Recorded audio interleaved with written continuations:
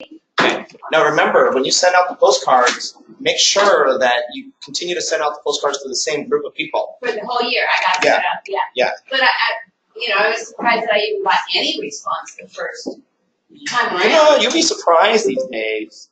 When you do traditional marketing, it works really well these days. You know why? Because 15 years ago, traditional marketing wasn't traditional at the time. It was just normal marketing, and people would get mailers all day long, from 100 different realtors.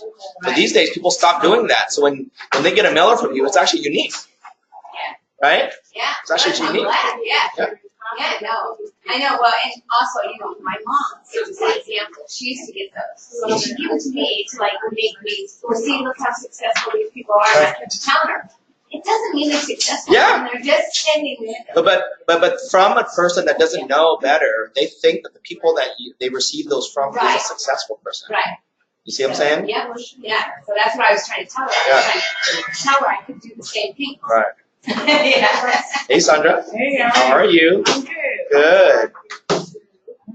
How's your partner's health? Huh? No, not well? Oh, you mean, Yeah. she's, No, not Nicole. Nicole or who? Who are you talking about? The blonde one who went to mortgage. The one that you guys partner up with, and you get a lot of her leads. Oh, yeah, no, she's doing good. Oh, good. Yeah, she's doing good. How's your husband? He's good. Okay. How's Savannah? Huh? You know Nicole? Yeah. She's what? Oh. Yeah, I gotta learn where I put my energy. It's not where I want to have.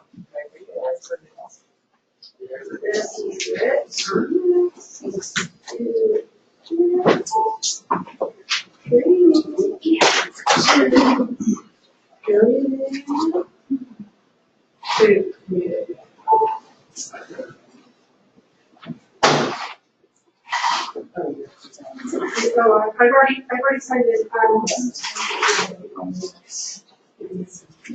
Three pictures right now. 2 blondes.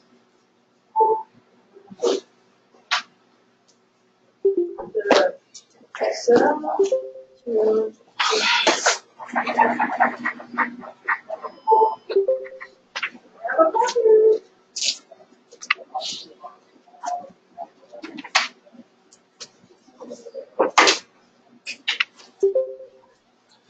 All right. Starting here in a minute. Hey, Jay. Good about you. I wouldn't do it because it's going to be a lot of filters to pop it in, sign it in. I'm just posting my shit.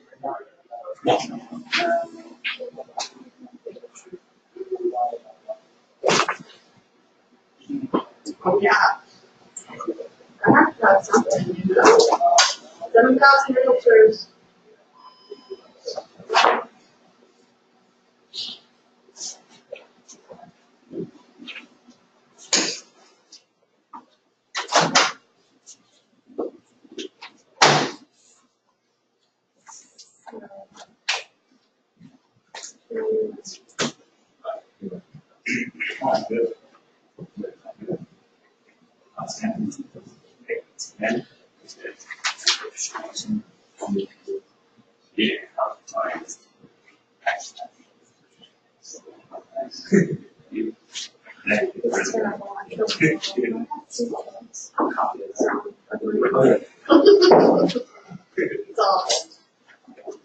It's all there. I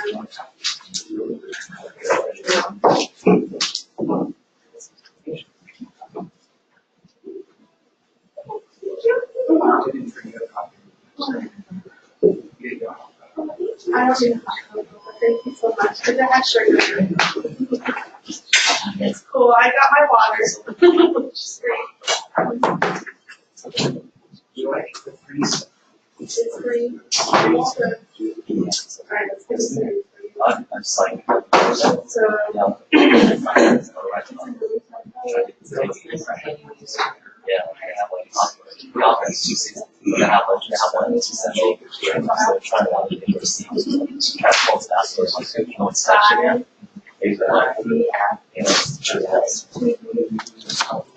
Yeah, this one's fine. I think it's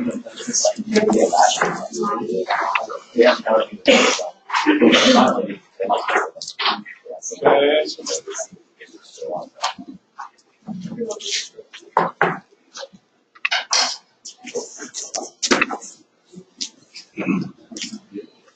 no, actually, I just got offers that yesterday. I was attending health on cash.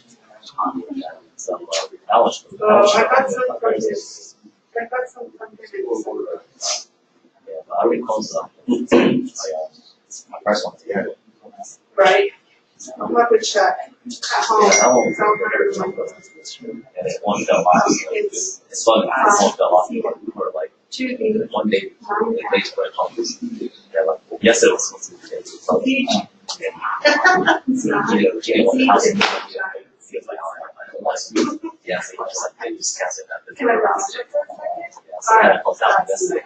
Luckily, the seller gave me deposit back because they failed password. With all the stuff that was broken accounts. Yeah, but so they felt out some king deposit back. We're back up to it. He lost. I think he lost like 2,500 just because of that. Yeah, because like yeah, do all the fixing and pay for the appraisal and all that stuff. So he just lost like $2 or something. So if you're gonna do, overnight.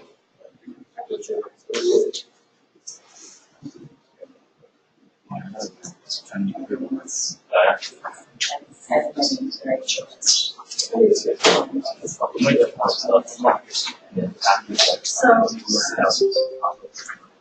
people send me pictures of school. Yeah. You do school. Alright.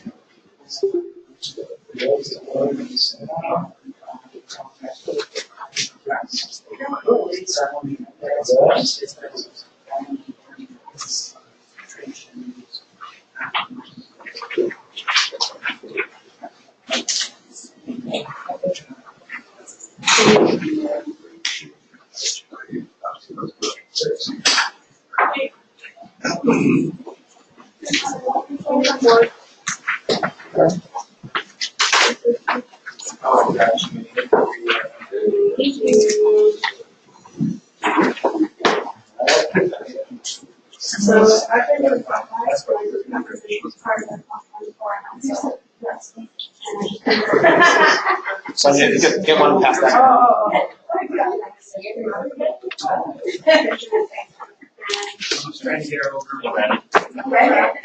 All right. Good. Good morning, everyone. How's everyone doing? How's everyone's weekend? All right, let's get started. I know the room's going to fill up here in a few minutes. I have some people stuck in traffic a little bit. But let's go ahead and take this time to recap a little bit about what we talked about last week. Remember, every one of these trainings, all right, adds up, and leads you to the very next week. Okay, so what are some of the key points that we talked about last week? For those of you who missed last week, take notes so that you don't get too far behind. What are some of the key things that we talked about last week? Huh? 5 legs of business. Okay, 5 what? Legs business. Okay, Consistent, being consistent. okay. Being consistent. This is like the success formula. The success formula, right? What else did we talk about? And so let me ask everyone, from what we talked about last week, what was the one major homework assignment, not really homework assignment, but development assignment for you to do for last week? What was that major development assignment for you to do last week? Yes. 5 or 6 prospect activities. Okay. Either from the list I gave you or from, anything that, okay. So let me give a recap to the people who weren't here last week, okay? And then we'll start in something that's very important today because it leads us to what we're going to do today, okay? I could tell you this much, and then I'll just reiterate it a little bit, but I'll do it faster than what I did last week when I went in depth, is that the secret to all of success, all right, the secret to all of success, and you can write this down, all right, is a very important formula that I gave to everyone last week. So everyone last week, you know the formula. But the secret to all success, all right, okay, is information minus action. Okay, information minus action equals failure.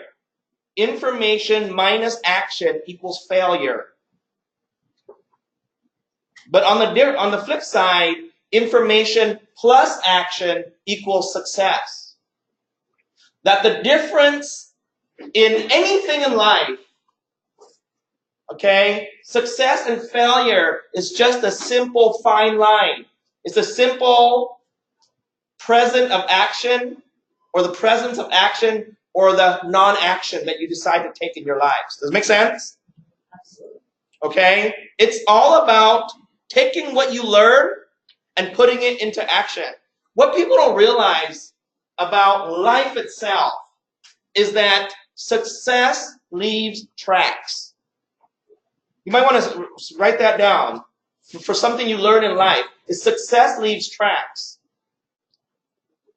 People who are successful have left tracks for us to follow their whole lives. They've written books on success. They've written books on how they've become their billionaire. They've written books about, all the little steps they took. They're called self-help. They're called success books. They're called their biographies. These most successful people in life tell you their stories, and within those stories are tracks. They say you can lead a horse to water, but you can't make the horse drink. Does it make sense? Well, all of you, your life can be a success. Does it make sense? I remember to this day what I did when I was 18, when I started the company when I was 20, when I became a broker, had my first office, my second office, my first investment, my 100th investment.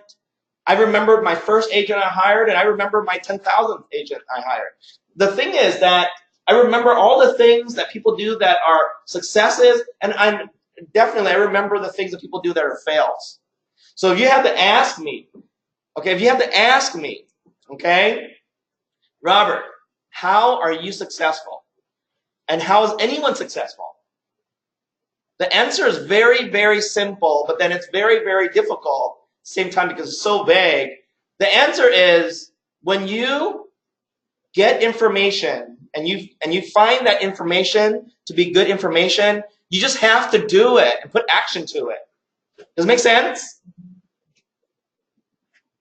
Okay? You just have to put action to it. Action is a very, very difficult thing, especially we live in a world where we're distracted. Okay? Action is a very difficult thing, especially when we live in the world where we're easily distracted. And that's why today is such an important class for you to understand. Last week, we did something that was very powerful, is that last week, we talked about the power of an activity. Okay? We talked about the power of an activity. What all of you don't realize is that the first step towards being successful and to act on something is for you to commit to an activity. People don't realize that. I talked about losing weight. Let me ask you something. Have you in your life ever said to yourself, I want to be healthier. I want to lose weight. I want to be less stressed. I want to work out more. Have you in general ever said that about yourself in your life? Yes or no? Yes. Okay. Have you been successful at it every single time you said that? When you say, I'm going to lose weight, have you always been successful at that? Name a moment in your life where you had at least a temporary time where you were actually successful at being healthier? Was there a time in your life where you were actually a little bit successful at it? I'm still fighting it myself because I have genes that are like that. So when in your life when it was a little bit successful, and you think back, whether it be a successful diet or a successful workout routine, one of the most important things that made it successful is because you started doing certain activities. Maybe the activity was you're running on treadmill 30 minutes 3 times a week. Maybe the activity was you started hitting the gym 3-4 times a week for 2 or 3 hours, and when you're at the gym, you did certain exercise. You did some chest, you did some legs, you did some arms, whatever it is. The most healthiest point in my life, I believe, is I had this one tennis partner, and he was a doctor and he was one of my great friends. He was a doctor from Sutter. You know, I played tennis in college and basketball. I was a 2-sport player athlete in college, and he played tennis for Cal Berkeley. And so we became tennis partners, and he motivated me because, number one, you know, he was a doctor. He was a serious, successful guy. You don't want to waste his time. So we had a routine. We played tennis 4 times a week. He was serious because every time we played tennis, he didn't want to fool around and grab a beer before or after. He just wanted straight to go to tennis because he played at a professional level. His tennis partner in college, his doubles partner in college was Carl Chang, which was Michael Chang's older brother and coach. So he was a serious tennis player. Okay, so I had to be serious. So guess what? Guess what? I was never more healthy than I was then. Because why? Because I had a very serious partner. Okay? Well, you are in a sport. It's called real estate. Okay? One of the things that all of you might consider is getting a very serious partner to motivate you. If you feel that you can't be motivated, or you can't motivate yourself, or you feel that you can't manage your time and schedule well, you need to get a real serious partner then. And you'll find yourself looking for serious partners that aren't so serious, right? But, you know, I'm telling you, that having a serious partner when you can't motivate yourself, that's also very important. That's also very important to your success. I bet you in this room, there's a lot of people who are new, working in this business by themselves. You might look around at your peers who are licensed just like you, and maybe you might become friends with someone in this room and get a serious partner to motivate each other to go out there and hit some balls. In this case, walk some neighborhoods, do some open houses, make your power hour calls every day. Does it make sense? Okay? Because not everyone is self-motivated. And maybe it's time to look around the room. We have plenty of agents starting January, okay? And you know, so that's a potential for you. Just like I said, that's a potential for you because when you have an accountability partner, it works. I'm your accountability coach, but I can't be your accountability partner because I can't be meeting with you every day to see what you're doing each and every day. Make sense? So that's a tip for you for today. Because today we're going to work on something that's very powerful. It needed you to do something last week. So you will have to really catch up this week. Last week I gave everyone, the list I give everyone who joins is a list of 107 prospecting activities that you could choose from. Okay? Raise your hand for me if you were not here last week so I can give you one of these. You got one? You got one? Okay. So we'll have 3 here. Take one, pass it down. One here. Okay. And you have 2 here. Who needs this list right here? You have 1 here that needs the list here. And then another 1 here that needs this here. Okay. You got one? You got one? Okay. So now this list is just a cheat sheet. It doesn't mean it has everything on it. Okay. It's just a cheat sheet. Okay. Last week, I actually gave everyone also a list called the Adeline system that gives you 5 or 6 very powerful activities for you to do, which is your base activities, building your base game. Okay. So that's what we did last week. Now, one of the things that we're going to do today, and I already passed this out to everyone. All right. If you just walked in and you didn't get the weekly accountability schedule, raise your hand if you still need one of those. Okay. All right. Okay, here you go. This is your accountability schedule. Put this back down. This is your accountability schedule. All right. So this is a very powerful tool that you need to keep in front of you when you wake up or somewhere you can review every single day. Okay. Now, this is something I think is going to be super powerful for you. All right. And this is what we're going to do today. All right. This is what we're going to do today. Okay. Is that we're going to take the 4 or 5 activities that you want to do to make money, and we're going to schedule it. All right? Because here's what happens. All right? Here's what happens. Here, Michael. All right? Here's what happens when you don't. Here's what happens when you don't schedule your money-making activities. You don't do it. See, why do we work for someone for whatever, a certain paycheck every day? Why do we work for someone? Because they have a schedule to work, whatever, 9 to 5, 9 to 6. We're scheduled to work that day, right? So when we show up to work on that day, we get paid. That's our schedule. If we don't show up when we're scheduled, we lose our job, we don't get paid. Is that right? Okay. You know, we have a schedule for our kids when they go to school. Okay. We have a schedule for our kids for when they go to school. What's the schedule for our kids for when they go to school? Well, the schedule for our kids, and there's 2 seats up here, guys. Okay. The schedule for our kids is that we have a time we drop them off. We have a time that we take them. Right. We have a time we take them to school. Do we miss picking up from school? No. Do we miss dropping them off? No. So that's our schedule. The thing is that now, I want everyone to get to the point where you're scheduling in your success. I want everyone to get to the point where you're scheduling in your success. That means that, hey, when we go to class here, it's on Tuesdays, 11 to 1. That's our schedule. But what's the rest of our schedule? Right? What's the rest of our schedule? Well, last week we created our 5, hopefully you got your 5 money-making activities. Does it make sense? You got your 5 money-making activities. Okay? Your 5 money-making activities. Now, the most important thing is you want to be able to see what days and what times do you do those money-making activities every single week. I don't have that. Oh, I didn't hand this to you? Okay. What days and what time do you do your money-making activities each week? Okay?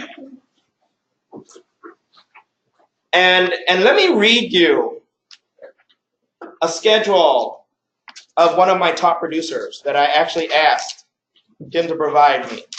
Okay? All right? You know, I asked one of my top agents, okay, who's been closing around, this agent closes around 8 to 10 deals every single month. And he's been closing about that type of volume since he's been with me since 2001. He's been with me since 2001, okay? And he closes around 8 to 10 deals every single month consistently since 2001 with me. And before, you know, and it's not uncommon that he goes into 7 figures every single year. Okay, it's not uncommon. All right? And when I asked him, I said, well, how do you do it? You know, how do you do it? And a lot of it is, he said, well, it's from what you taught me long, long time ago, is that I keep a schedule. Okay? Some companies, they have a very simple way of doing it. They say, if you want, it could be this simple, but you got to do it in this way. Okay? For example, one of my top loan officers, Doug Ross, okay? You know, Doug, every single day at 10 a.m., he sits down with my senior processor who processes files at 10 a.m. every day, like clockwork to go over all the files he has in the pipeline every single day. Okay? If you ask him, what are your, and I'm not going to give you his formula because I don't have it memorized, but Mondays are his follow-up days for all of his realtors. And I don't know if any of you, Tim, you've been one of his realtors. What's his follow-up day? The day that he calls you guys? He calls me every Monday and every Thursday. Okay, because every Mondays and every Thursdays are his follow-up days for realtors. Okay, he has a day he does his visits to all of his realtors every Wednesdays or whatever. I don't know what his visit days are. Do you know what his visit days are? Huh? Thursday. Oh, Thursdays is visit days. Yeah, that's what I thought. Mondays and Thursdays are visits days. Okay, so let me ask you something. If there's a day and an activity, do you guys know what day you do anything? Do you know what day you do anything? Because the life of a realtor's day is normally foggy until the realtor wakes up. The life of a realtor's day is normally foggy until the realtor wakes up in the morning. And it stays foggy almost all day until you go to bed. And sometimes you're just lost in that escrow that you're trying to close. That's just giving you a heartache. That you have to drink 4 beers and 4 wines before you actually finish the day off because you're just so stressed from that one deal. That deal distracts you from everything that you do. And you had a lost day or lost week or lost month because of that one deal that you decide not to be productive for 3 months until that deal closes. Does that sound familiar to any of you? Yeah? Okay. See, I'll tell you something. You know, I ask my agent sometimes, do you walk the dog or the dog walk you? Do you walk your dog or dog walk you? Okay? Because you have to get to the point where when you're dealing with your career, does your career walk you or you walk your career? Okay? Do you have a plan or you have some kind of prayer in this business? I'm going to tell you the ridiculousness of a prayer versus a plan. Okay? I asked an agent one time, how do you get your business? He goes, I wear my name badge, and everyone I see, I give them my business card. So, wait. So you wear a name badge, and whoever you see, you give a business card. Well, who do you see? Well, whoever. Oh, so whoever. So you at gas station pumping gas, and while you're pumping gas, you decide to stop what you're doing and walk over to every single person also pumping gas to get your car out. These people could live in LA, visiting family, but you just go ahead and give them your car. But everyone I see, I give my car. So when you're at grocery store, when you're in line, you just stop the line and say, everyone, I'm a realtor. Let me give everyone my business card. Let me give the teller my business card, the person cashier my business card. So is that your plan? Because if that's your plan, then hopefully one day when you're at home, someone just gets lost and comes knocking on your door, and they say, excuse me, I'm a cash buyer looking to buy 15 homes for cash, and your house just seems like a realtor's house. Can you be my realtor? Is that what you're looking to have happen? Because it's a prayer. Might as well find that lottery ticket that someone didn't cash for $200 million. Okay? The thing is that you're praying to be successful in this business, but you have no plan whatsoever. Today I want to change that. Today I want you to have a plan. Fair? Yeah. Today you have a plan. Okay? In order to start your plan, you have to understand that your plan cannot work if you don't have the right activities. Okay? So what you have in front of you right now, is a weekly accountability schedule. This weekly accountability schedule is for you. And this is for you to understand what your week looks like. It's for you to understand what your week looks like, okay? And for you to commit certain days to certain activities that will make money. The key to this accountability sheet is for you to visually look at what your week looks like, for you to schedule in, okay, productive activities, all right, and for you to not miss the activity. See, you got to treat your money activities as important as you picking up your kids from school. As important as you meeting $1 million customer, you got to treat them, okay, that important. Does it make sense? All right? Not yet. You gotta treat that as being that important. Does it make sense? You gotta treat it that way. Okay? You gotta treat it that way. Okay? Because if you don't treat it that way, what happens is that pretty soon you become not very productive at all. Okay? I'm gonna read you the schedule of one of my top producers. Okay, who've been top producer with me for almost 20 years. Okay? It says here, 6 a.m. Wake up. 7 a.m. Read. Catch up in life. You know, he's always reading Bloomberg. He's always reading Wall Street Journal. You know, he's always reading CNN, SACB, whatever. Read. Okay, and actually that's the first thing I do in the morning too, is I catch up on life. Okay, I'm an avid reader and I'm a speed reader, so I read a lot. I can't find enough things to read, you know, and because I read so fast. So he reads and he has breakfast. Okay? 8 a.m. Okay, 8 a.m. All right? 8 a.m. At office, responding to emails. 8 a.m. at office. Okay? 8 a.m. at office. 9 to 12, blue time. And we'll talk about that in a minute here. 9 to 12, blue time. Okay? 9 to 12, blue time. And in a minute here, I'll talk to you about blue time. Okay? 12 o'clock, A plus lunch. 12 o'clock, A plus lunch. Okay? A plus lunch, and then we'll talk about what an A plus is. Okay? All right? 1 to 3. Oh, 1 to 4, green time. 1 to 4, green time. And in a minute here, I'll tell you what green time is. 1 to 4, green time. Okay?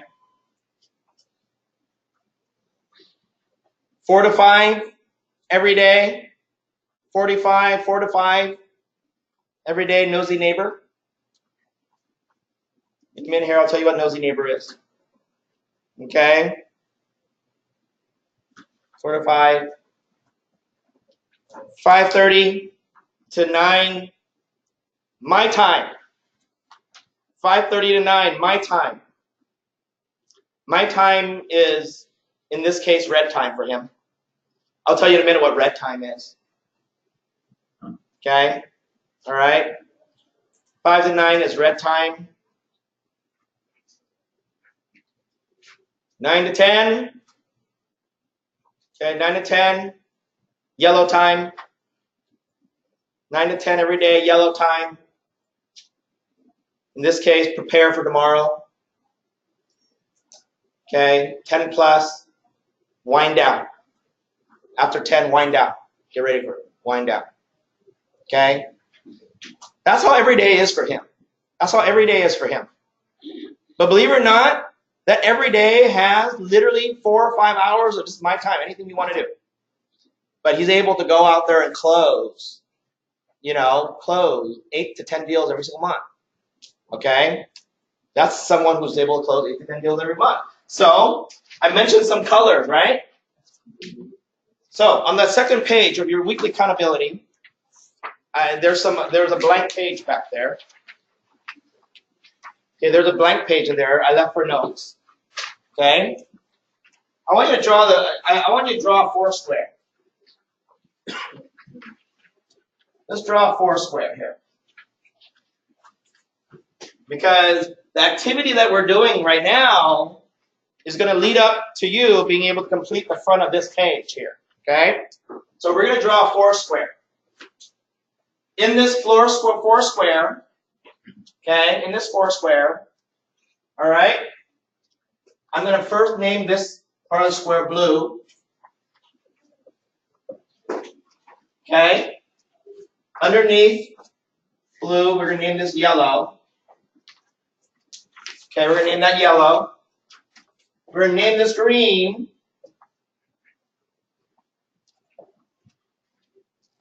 Okay, and we're going to name this red.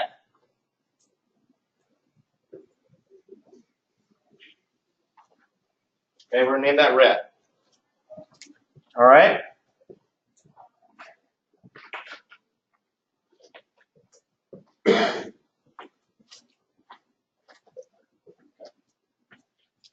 We're name that red.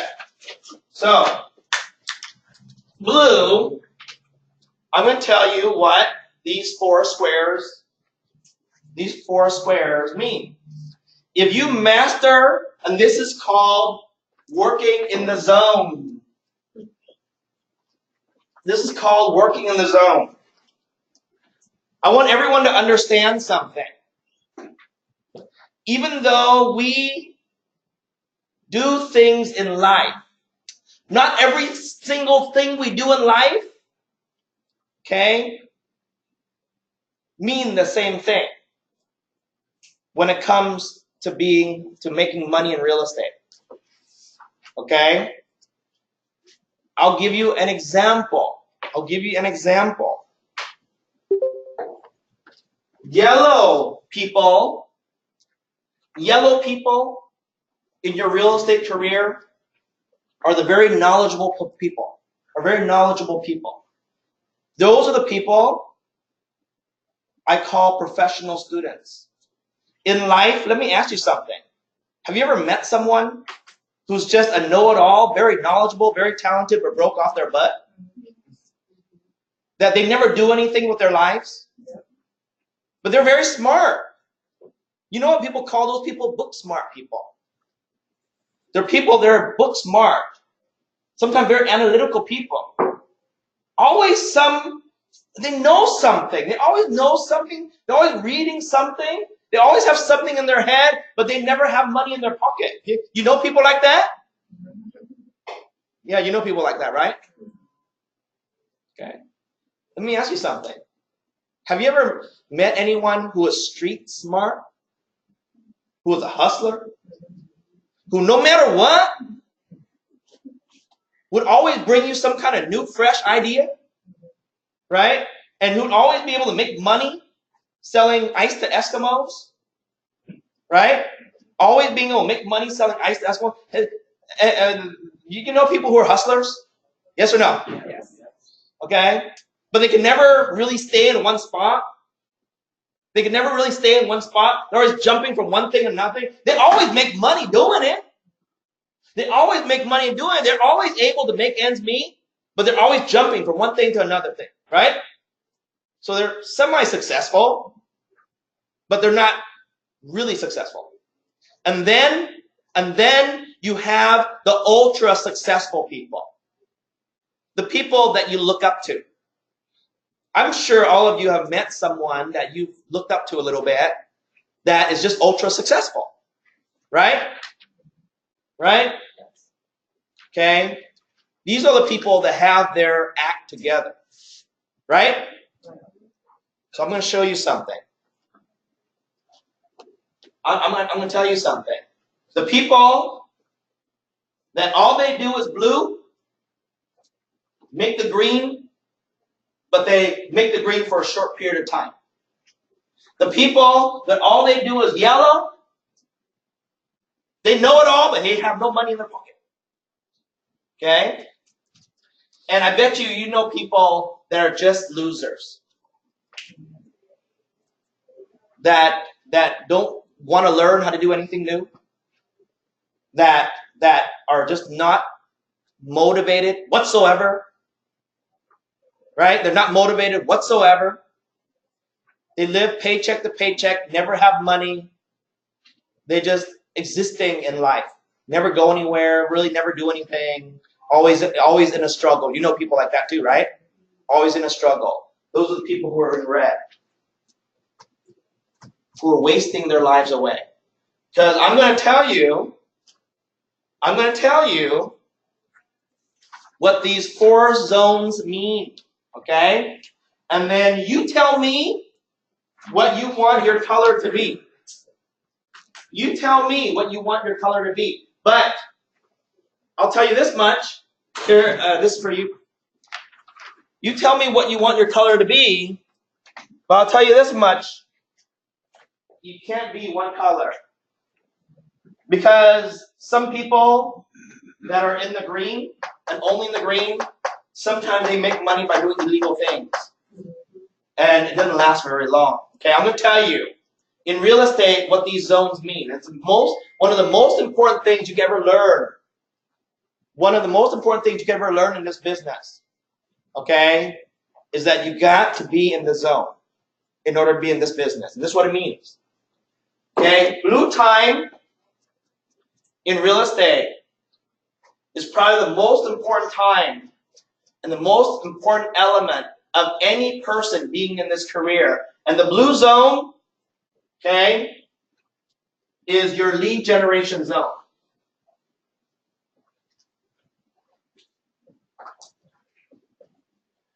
Your blue zone is your lead generation zone. Your blue zone is your prospecting and marketing zone. Okay? That's your blue zone right there. Without this zone in your business, you will never be able to survive without this zone in your business. Okay? The green zone,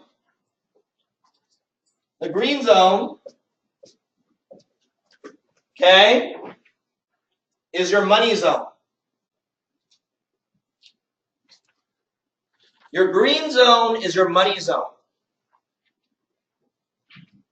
If you're not doing any activities in your green zone, you'll never make money. Without doing activities in your green zone, you will never make money. Okay? And in a minute here, I'll tell you what these activities are. Okay? That's your green zone in real estate. There's a yellow zone. Your yellow zone is a commonly mistaken zone. It's probably the most commonly mistaken zone. Okay? It's a zone where you do too much of it, you think you're working. You do too little of it, you don't know what you're doing. Okay? Your red zone is a zone, okay, that is basically a dead zone. It's a red zone is in a way a dead zone, or it's just simply unrelated to your business. Is a red zone for you, where your mind is not in real estate. Now, is it a bad zone? No. This top agent has 4 to 7 hours of red every single day. But you need to have it. It's there. And your yellow zone is your development zone. That's your development zone. Okay? Okay? That's your labor zone. Your labor zone. Okay? So let's talk about these zones, okay? Let's talk about these zones. I have had agents who work for the company, all right, that are professional students. That the only time that I see them and the only time they do any real estate activities, technically, is when they come to class.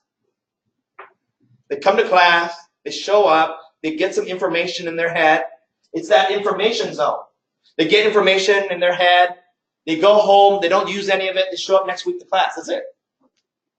That's their real estate career. Who are you trying to make feel good if all you do in real estate is just come to class every week for 2 hours? You think you're making me feel good because my room is full? You make yourself feel good because you get to learn how to do real estate 2 hours every week? Yellow zone is you attending that Carlton Sheets, Brian Buffini, real estate seminar for 3 days, 4 days, taking notes all 4 days, right? Taking notes all 4 days, and all of a sudden, buying all their $2,000 worth of DVDs and never watching those DVDs, and coming home and thinking you're going to be successful. That's yellow time. That's information time. So write that down so you can understand that. That's the time you gather information. Okay? This is the time you work on learning the business. So you're taking these classes that teaches you how to be farming. And you take classes on how to prospect. And you take a computer class to show you how to do social media. This is the time you spend developing your mind. But let me ask you something. How many leads you get sitting in this room for 2 hours? None. How many leads you get taking the E-certified class from Berkshire Hathaway? None. All it is information. How many leads, how many deals do you get from attending that 5-day conference for Tony Robbins or whatever it is? None. You understand? You didn't get nothing for doing that, but what you did get is you filled your brain with information. You took great notes, right? So, is yellow time important, even though you don't get any deals? Yes or no? Yes. Because yellow time is when you're developing your skills and you're learning. The time you're sitting here in front of me, you're developing your skills and you're learning. Does that make sense? Yes? Okay. So then, what do you need to do with the time you spend in yellow? What do you have to do? You got to go and turn it into blue. You got to now learn and develop yourself a little bit every single week. And now you have to turn it into blue activities. Blue time activities is what? Is our open houses. Blue time activity is what? Is canvassing. Blue time activity is what? It's making calls. Blue time activity is what? Is your e-time. You spending time socializing with people on social media. Blue time is what? Blue time is YouTubing.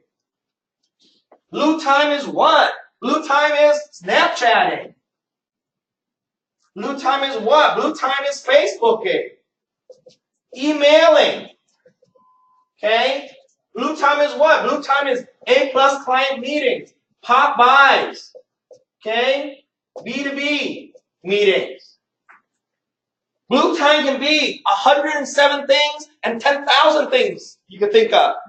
Those are blue time activities. Does it make sense? Those are your blue time activities. Are all these things that you can fit on your schedule. Does it make sense? Because I'm going to tell you something. In elementary, we learned that you could combine colors. Is that right? In elementary school, we learned that we could combine colors.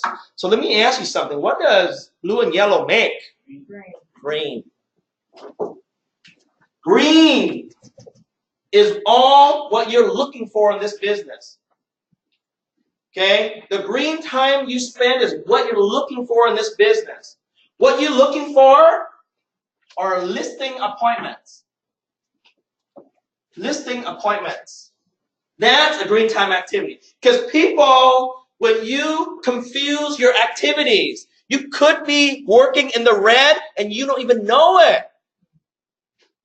People that confuse their activities, work in the yellow, work in the red, believe it or not, you can mix yellow and red as much as you want. It'll never become green. You guys understand that? Okay? So, green time are listing appointments. I want you to get to the point where you have to ask yourself specifically, how many listing appointments did I have this week? If the answer is none, then chances are you got no listing. Okay? Ask yourself, What's a green time activity? Showings is a green time activity. How many homes did I show this week? If the answer is 0, chances are you wrote no offers, you got no deals accepted. Is that right? So showings is a green time activity. Okay? Writing contracts is a green time activity. Negotiating deals, that means counters, is a green time activity. Okay? So if you're not negotiating deals, writing up contracts, showing property, okay, and taking listing appointments, then you're not doing anything that comes to making money. Now, one of the biggest problems that I see from agents, and I run into all these different problems, is that the moment you get into escrow, you think you're making money. But did you know that working in an escrow is a yellow time activity? Let me ask you, why is working in an escrow a yellow time activity? Huh? It's not done until. No. The work that you do in getting the deal closed, you already have the deal signed. You already did what it took to put money in your pocket, meaning you got the deal into escrow. Well, you gotta, obviously, you work on the deal for the 30 days it takes to close escrow, but that's just maintenance. Does that make sense? That's the maintenance part of it. You're not going to make any more money working hard on an escrow. You already got the deal in escrow. Does that make sense? What I see most is when someone has 1 or 2, 3 deals in escrow, they stop all their blue activities, all their green activities until their deal closes. And when the deal closes, there's nothing in escrow anymore. And so they go into a spell where they make money, and they go into a spell where they don't make any money. Because during the time they're handling all their escrows, when the deal closes, money comes in, and now they have nothing in the pipeline. Does that make sense? They have no buyers. So you have people who are very up and down like this, right? You think agents have ups and downs? That's why. When you have no deals in escrow, you work really hard to put 2 or 3 in escrow, then you stop working to close the escrows. And when the escrows close, then you have the money, but then you say, uh-oh, I have nothing in escrow. I have no showings or nothing. So the key to success is always maintaining the blue. That's why we have things like TC to do the yellow, like maintain your file to get it closed, so that we can continue to put more blue and green into escrow. Make sense? Okay? And then the dead time or unrelated time, tell me, even though it's not bad, tell me examples of what red time is. Give me some examples of red time. Time with your family, time with your kids. Family is red time. But it's not related to real estate. Going to see Spider-Man and Aquaman at the theater is not related to real estate. Okay? But we need the family too. Yeah, of course. You know, another red time. It's not bad, but it's called work. It's called our other job. That when you're in this business, you also have to balance the time that you're committed to a different job. Is that right? For part-time realtors. That's the time you're committed to a different job. Unrelated is your hobby. Unrelated is your hobby. Unrelated, okay? Gym. No, is your gym. Also, unrelated is the time you spent confused. That you have no clue what to do. Okay? Believe it or not, confusion takes a lot of time in real estate life. I mean, you don't know how many agents I've had. Let me ask you something. Sometimes do you ever go to work or go to the office for real estate, but you're not sure what you need to do, so you just go, you hang out for a couple hours and you go home? You don't think agents do that? They come to the office to make their spouses seem to think like they're working, but they come into the office, they'll socialize with Sammy, they'll socialize with staff, they'll hang out, they'll go grab a coffee, they'll walk to Chevron 4 times and back, and they're here for 3 hours, but they didn't get anything done and they leave. And they say, oh, yeah, that was a good productive day. That was a good productive day. It's like, it's so funny. For a while there, I thought I could be a babysitter. So I used to have at the front desk these lists of calls that people can make. So when an agent walks into the office and they don't know what they're doing, I just give them a list to call. But then I thought to myself, man, if the agent is so unmotivated that when they walk into the office, I have to sit them down and hand them a list to call, I don't think it's going to last very long. So I stopped doing that. You know what I'm saying? Believe it or not,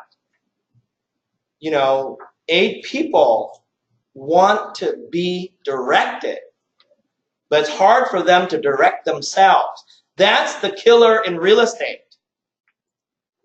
The killer in real estate is that we have been trained our whole lives to show up, but we have not been trained our lives to control our own destiny. You guys understand that?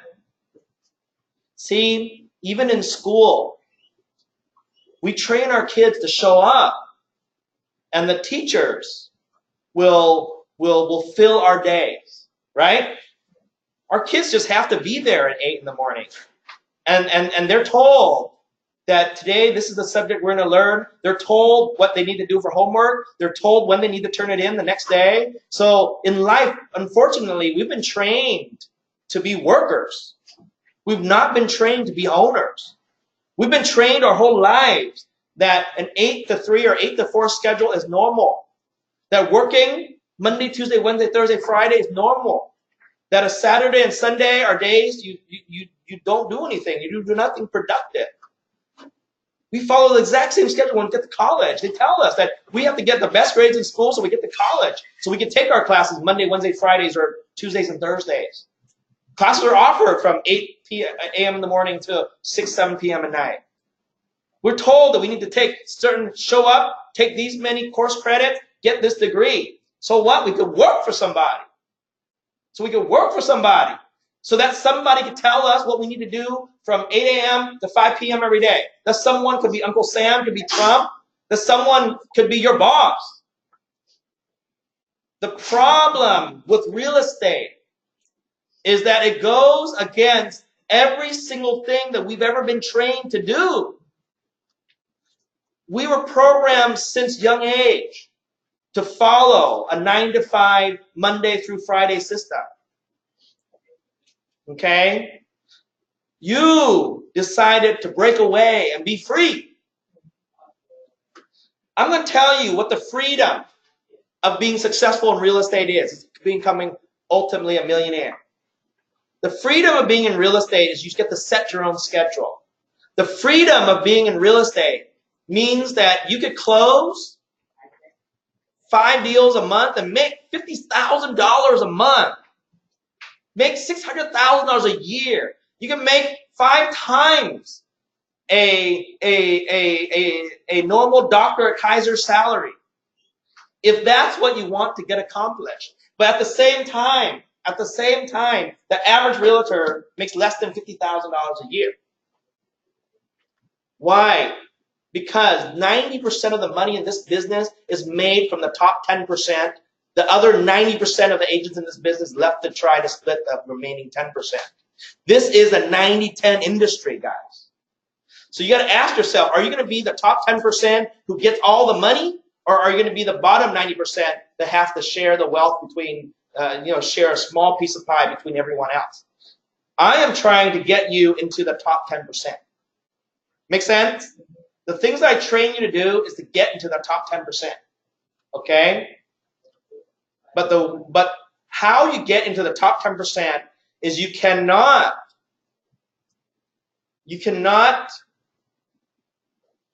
not have a plan.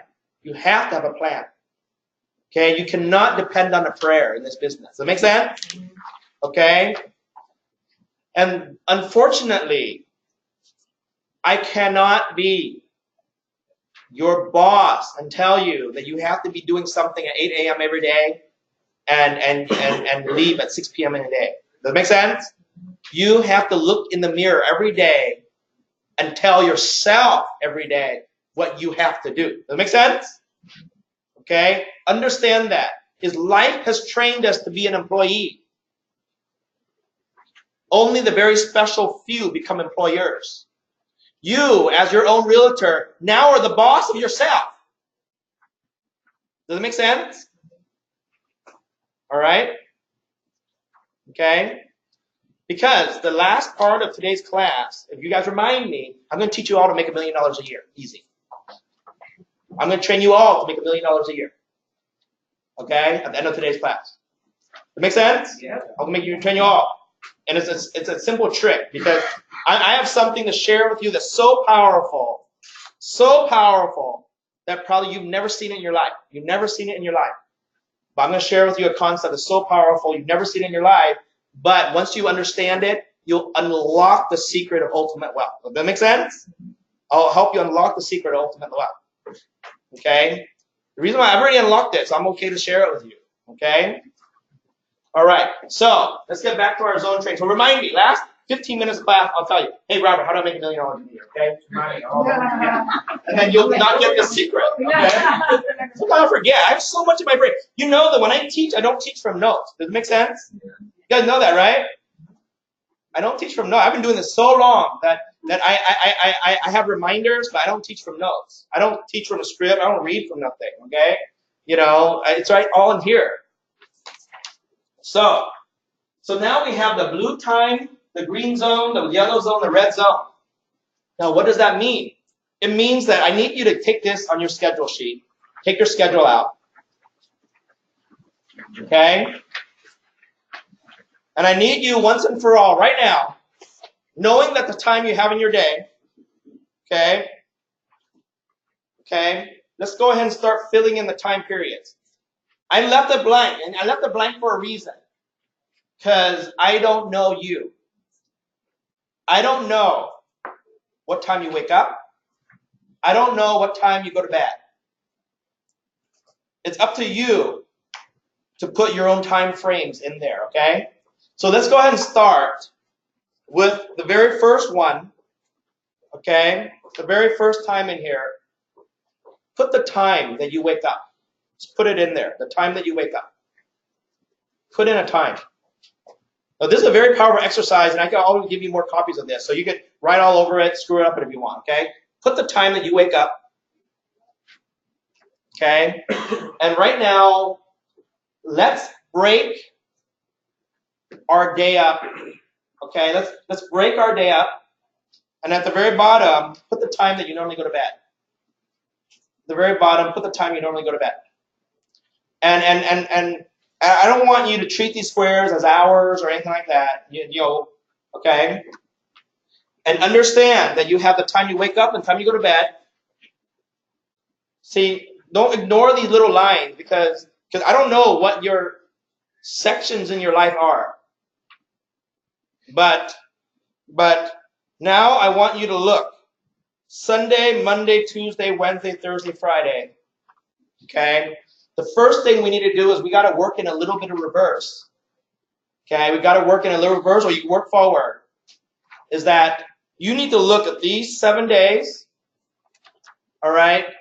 And you need to first put in there, what time do you not have available? If you have the whole week available because real estate's a priority for you, that's fine.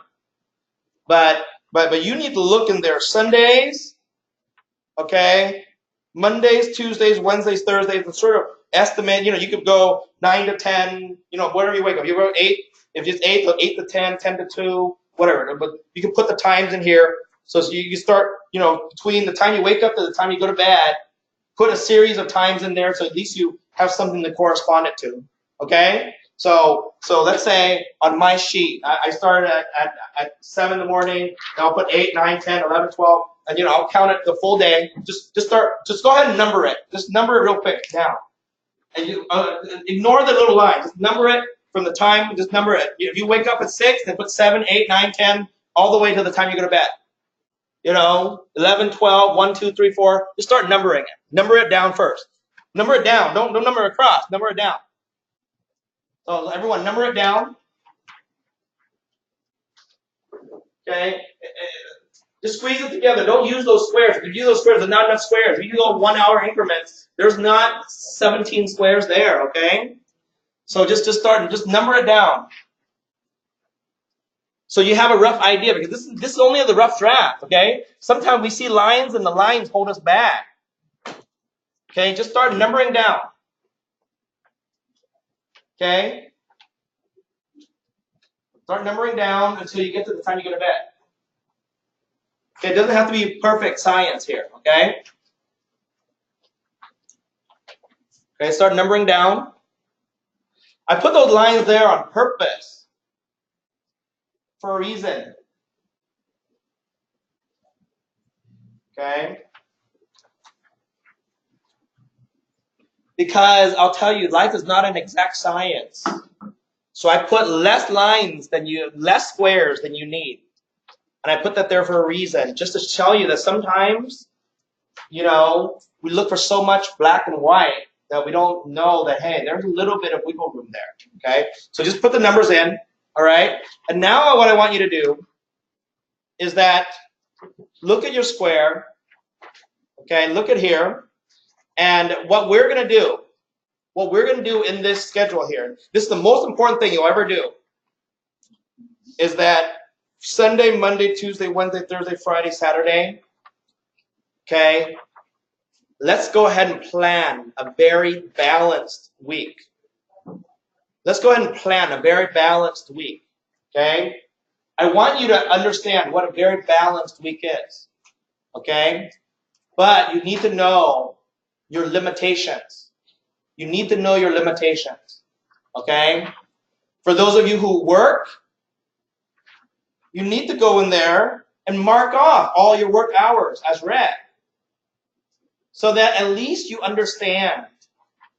At least you understand what you have to work with, what kind of hours you have to work with. Does that make sense?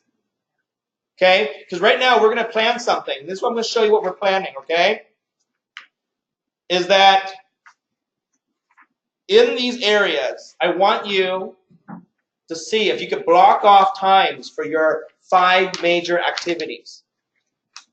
Right now, we're going to go into this schedule, and we're going to block out the times that we're going to do our blue.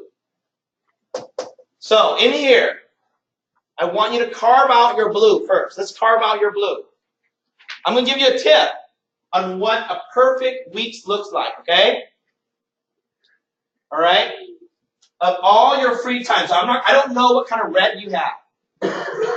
But the perfect formula for a real estate career is 25% yellow, 25% green, 50% blue. So for all the time you have dedicated, to real estate, you should have a balance of 25% yellow, 25% green, and 50% blue. Okay? If you have all yellow, no blue, you'll never have green.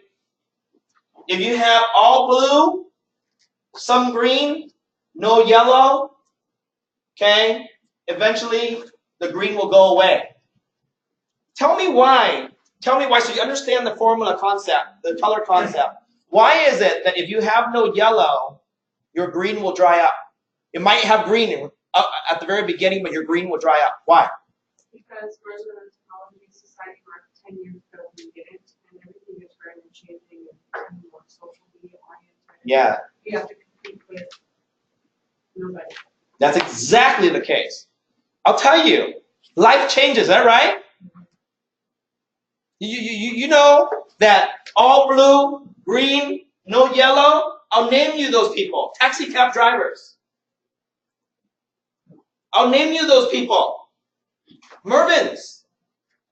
Sears. Huh? JCPenney's.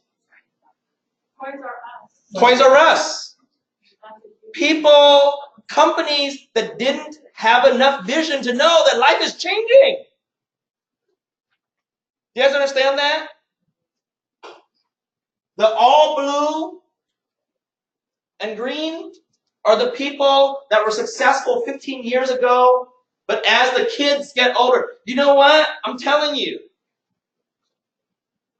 as the new generations of realtors get into this game, they're going to outperform us in social media if you don't start learning it yourself. Does that make sense? Kids have reach. They have 20,000 followers. How many do you have? Does it make sense? Our kids, you know what? My daughter, my son, they do funny things. They do weird things. I'm just sitting there driving, and they blow me away. They just pick up their phone and take a picture of the street.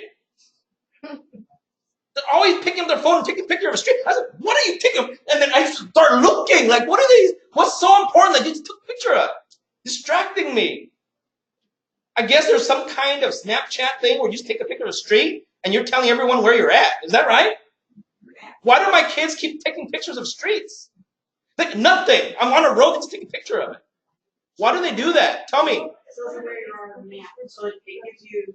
But why do they need to know? It's only right down the street from our house. They don't know where they're at. Your Snapchat followers, so whenever I'm in LA or San Francisco and I take a picture, anybody that's following me, it'll show who's around me and how close they are. Man, do you guys understand that? Life is passing me by. You get that? It's like, it's like followers. Oh, Dad, I have 4,000 followers. What? What's a follower? Yeah, for me, a follower is a stalker. I don't want any stalkers. It doesn't make sense? But you can pay for those now. There you have it. You see? See, so what I'm trying to tell everyone is life is changing. If you have blue but no yellow, pretty soon you fade away. Is that right? So life has to have a balance. So what I need you to do is on this sheet, one of the most important things that we need to do first is we need to carve out time. So in here, take your pen, carve out time, please. Let's carve it out. You know your schedule. Right now it's time to do some cutting. Carve out what your Mondays, your Saturdays, your Sundays. So what you need to do is I'm going to do it with this pen here. I'm going to start, let's say I start my day at 7, 8, 9, 10, 11, 12, 1, 2, 3, 4, 5, 6, 7, okay? So I'm going to put my schedule on here, and I'm going to carve out. Hey, I'm going to carve out this time. These days,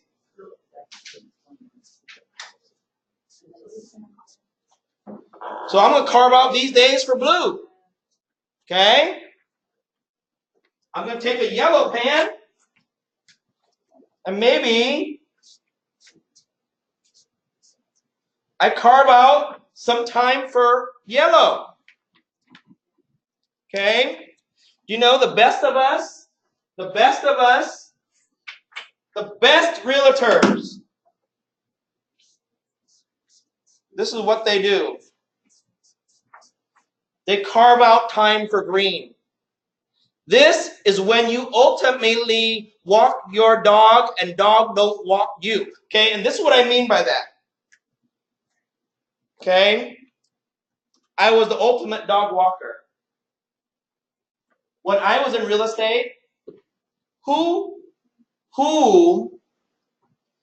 is a good enough realtor to only do showings, okay, who only do showings on from 1 to 4, Monday through Thursday?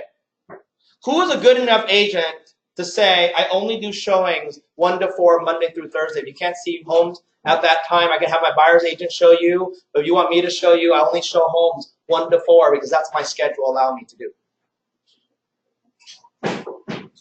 I used to close. I mean, to be honest with you, I was a top agent.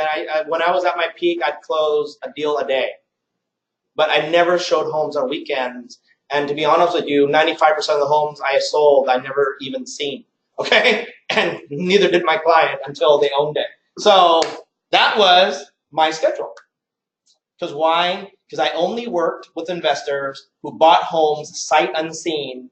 If the numbers work, why does it matter if the door is a French door or it's not a French door? Why does it matter if the carpet is beige or it's brown? All my clients needed to know when I sold them homes was the home is $100,000. It comps at $200,000. It needs $30,000 worth of work. When you buy it, we could sell it for $200,000 once it's in good shape. That's all they needed to know. My holders, all they needed to know was this home rents Section 8 for $2,000 a month. Okay, you're buying it with 20% down. Your mortgage payment is $1,000. Insurance is $100. Utilities is $100. Your cash flow is $800. That's all they care about. You guys understand that? Because I was working with a different type of client. So most of my homes I sold were sold sight unseen. Does it make sense? I didn't see it. They didn't see it. The numbers worked. Made sense. We saw pictures. Does it make sense? But that's the type of client I chose to do. Now, my top producers, they have a time they refuse to work. Or you can be one of those agents that are basically on call. Oh, kids, oh, you guys want to go see movies? Sure. Okay, let's get ready for a movie. Ring, ring. Oh, can I see the home right now? I got to see this home right now. Kids, I'm so sorry, but I got to put everything down and go show this property. Does that make sense? So does you walk dog or dog walk you? Right now, dog is walking you. When you have more clients than you know what to do with, and now you have a buyer's agent that does all your showings for you, and you give the buyer's agent a fee for doing all your showings for you, okay, then you walk your dog. Get to the point where you're walking your career not walking you. That you are enjoying your life is not smothering you. Does it make sense? The first start in that crusade is to understand what you want as an ideal schedule for yourself. Does it make sense? I'm going to tell you this right now. If you block out time for blue right now, so I need all of you to do it. Let's go in there.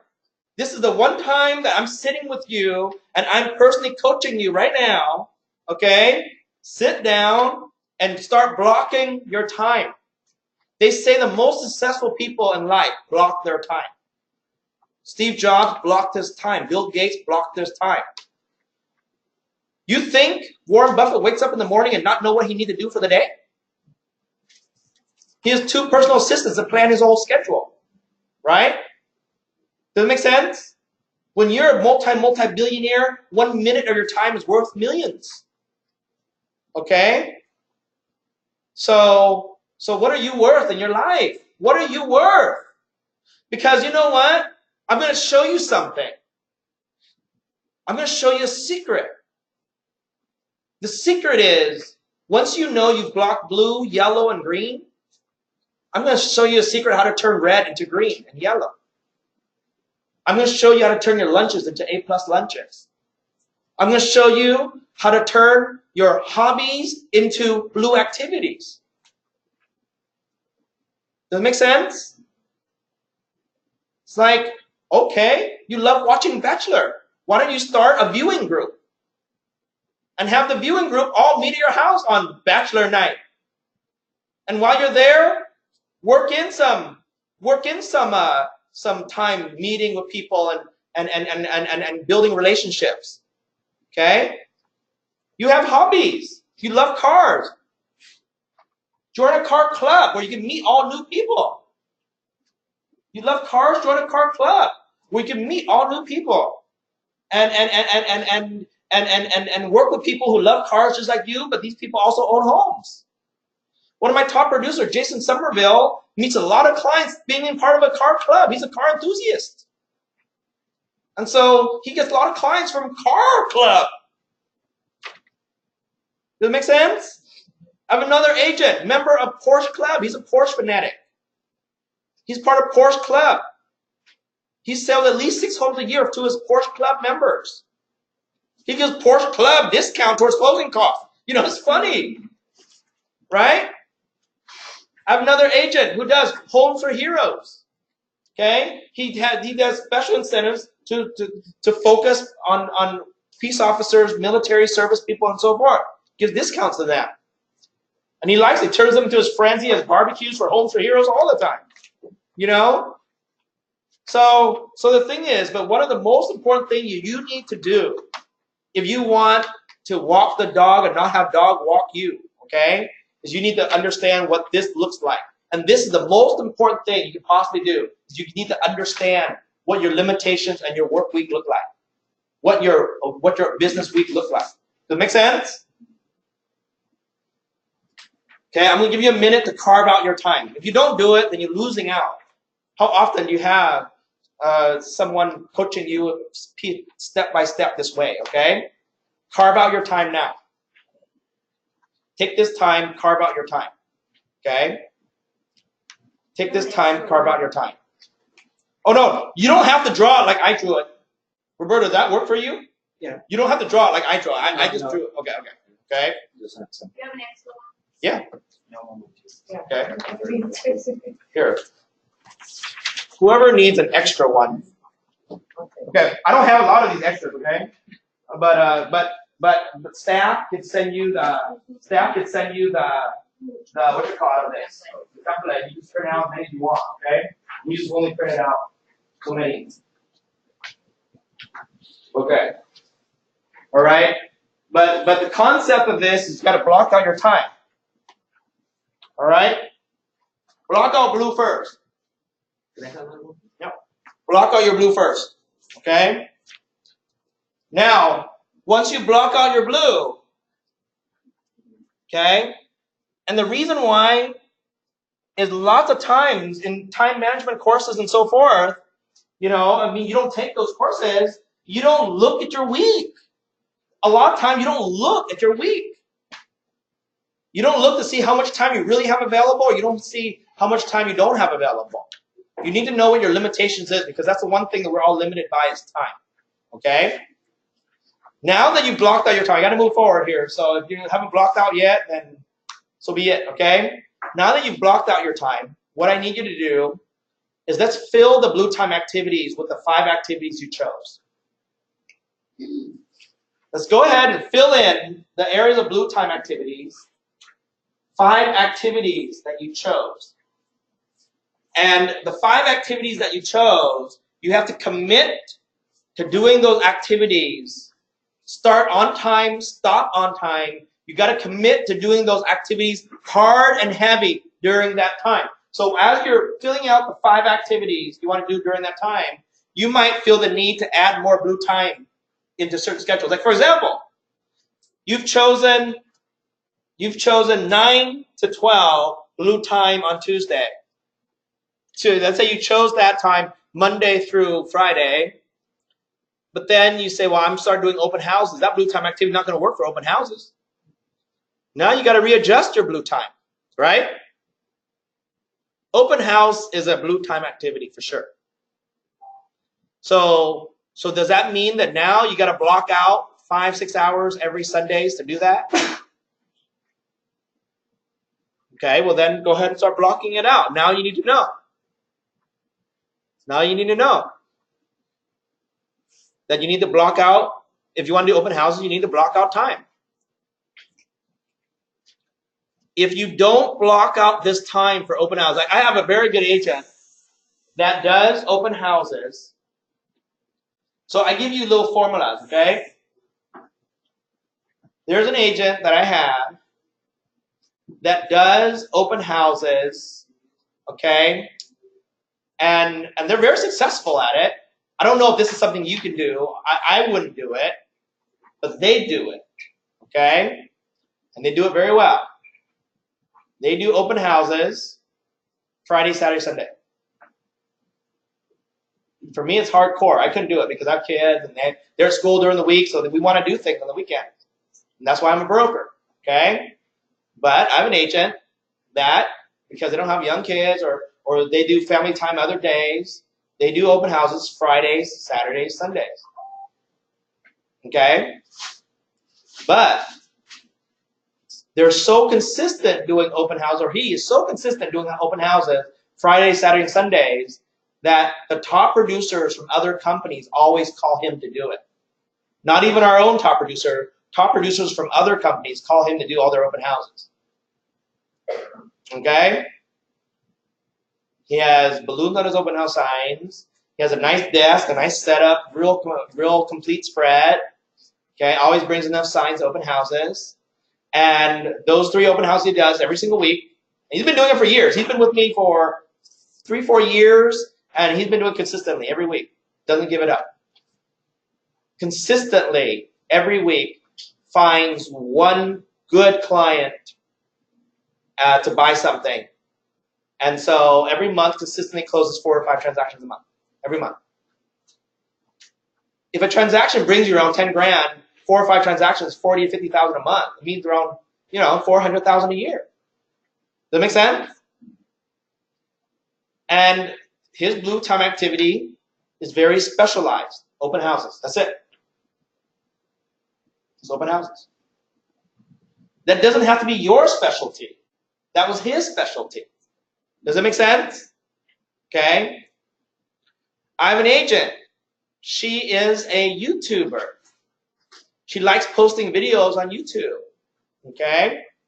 She has social media freak. Every month, 3, 4, 5 deals. But primarily social media. Focuses a lot on social media. Even has the video camera with the green screen behind at her house. Okay? All about social media. Spends every day, a certain time every day doing it. But unless you get to that point where, see, you right now in your blue hours have a chance, okay, to do anything you want as long as it's 4 or 5 great activities. You just have to decide what those activities are. So, someone, give me an example of what you have so far. Let me critique it so everyone else, you might be helping the rest of the group understand this better. So anyone, someone give me feedback of what your blue time looks like. Yes. Well, some of mine doesn't take time because I've set it up. So I do my mailers. I have, because of my age, my social tech skills, I have a company that posts and does social media for me. So my blue time is spent on phone calls and leads, maybe for open houses. So tell me what your blue time would be then. Well, what are your 5 blue time activities? Name it. Okay, 1 open house a week. Okay, what days? Normally Saturday. Do you have that time blocked off? Yes. What time is it? What time you do it? What time you start it? 12 to 3. 12 to 3. 12, 1, 2, 3. But then you have to set up your signs, you have to sign. Yeah, okay. Okay, so really what time is it? So it's really 11, maybe 11 to 3:30, 4. Okay, 11 to 4 now. Okay, so isn't it important? So what did you have blocked off? I think, let's see, You had blocked off 12 to 3, right? Yeah, I had 12. So then you messed up. So now you need to block off more time for that, right? Yes. Or else you don't have a really complete control of your schedule. But here's my question.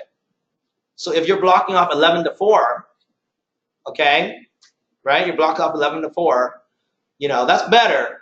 So you want your open house to be open by 12? Yes. And you're going to start closing it down by 3.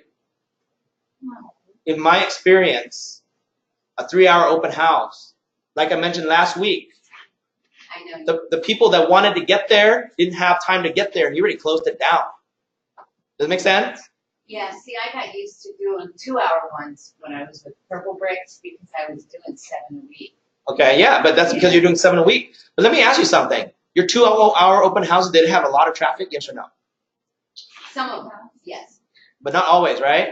Not always. You know that if you read the statistics on open houses, I told everyone yesterday, when you're doing open houses, you have to keep the home open long enough for people to get there. Yes. And what I mean by people to get there is a lot of people when they're in a car, and we were laughing about it last week, but a lot of people when they're in a car, pretty good chance that they're in a car because they're going somewhere. Right? People don't just jump in a car these days just to drive. Let's go for a drive. Gas is too expensive to go on a drive, okay? So normally when people are in a car, they're going somewhere. They're going to lunch with their family member. They're going to take their kids to soccer game. They're going somewhere. And when they see the open house sign, they say to themselves, oh, that looks like an open house I want to go to because I want to buy a home in that neighborhood. We'll check it out after you're done with your soccer game. By the time they see your sign, and if your sign is only open for 2 hours, by the time their soccer game is done and they're on their way back and they want to go see their open house, you closed it. Does it make sense? Yes. Okay, so this is what confuses me, okay? Like, I understand how we can block, our lead gen, our green time. But it confuses me when it comes to blocking green time because that is kind of like, how do you, because it happens more sporadic. Okay. You see Here's the thing. To you, it's sporadic. Right. To you, it's sporadic because we're yes people. Oh, can you show me homes tomorrow at 9 p.m. at night when we get off work? Well, when you're new as an agent, yeah, I guess you have to do that. And yeah, you block off green time, but it's a multi-million-dollar client. Don't kick yourself in the butt if you have to go outside of your green time, right? But let me ask you something. Do I give you good information for this class? Yes or no? Yes. You guys like it? Yes. You think it's important? Yes. So client calls you and says, hey, this is one property I was thinking about looking at. Can you show me on Tuesday at 11 o'clock? What do you say? Yes. See, you've become yes people, and you've missed your whole career because of being a yes person. Right. So let me ask you something.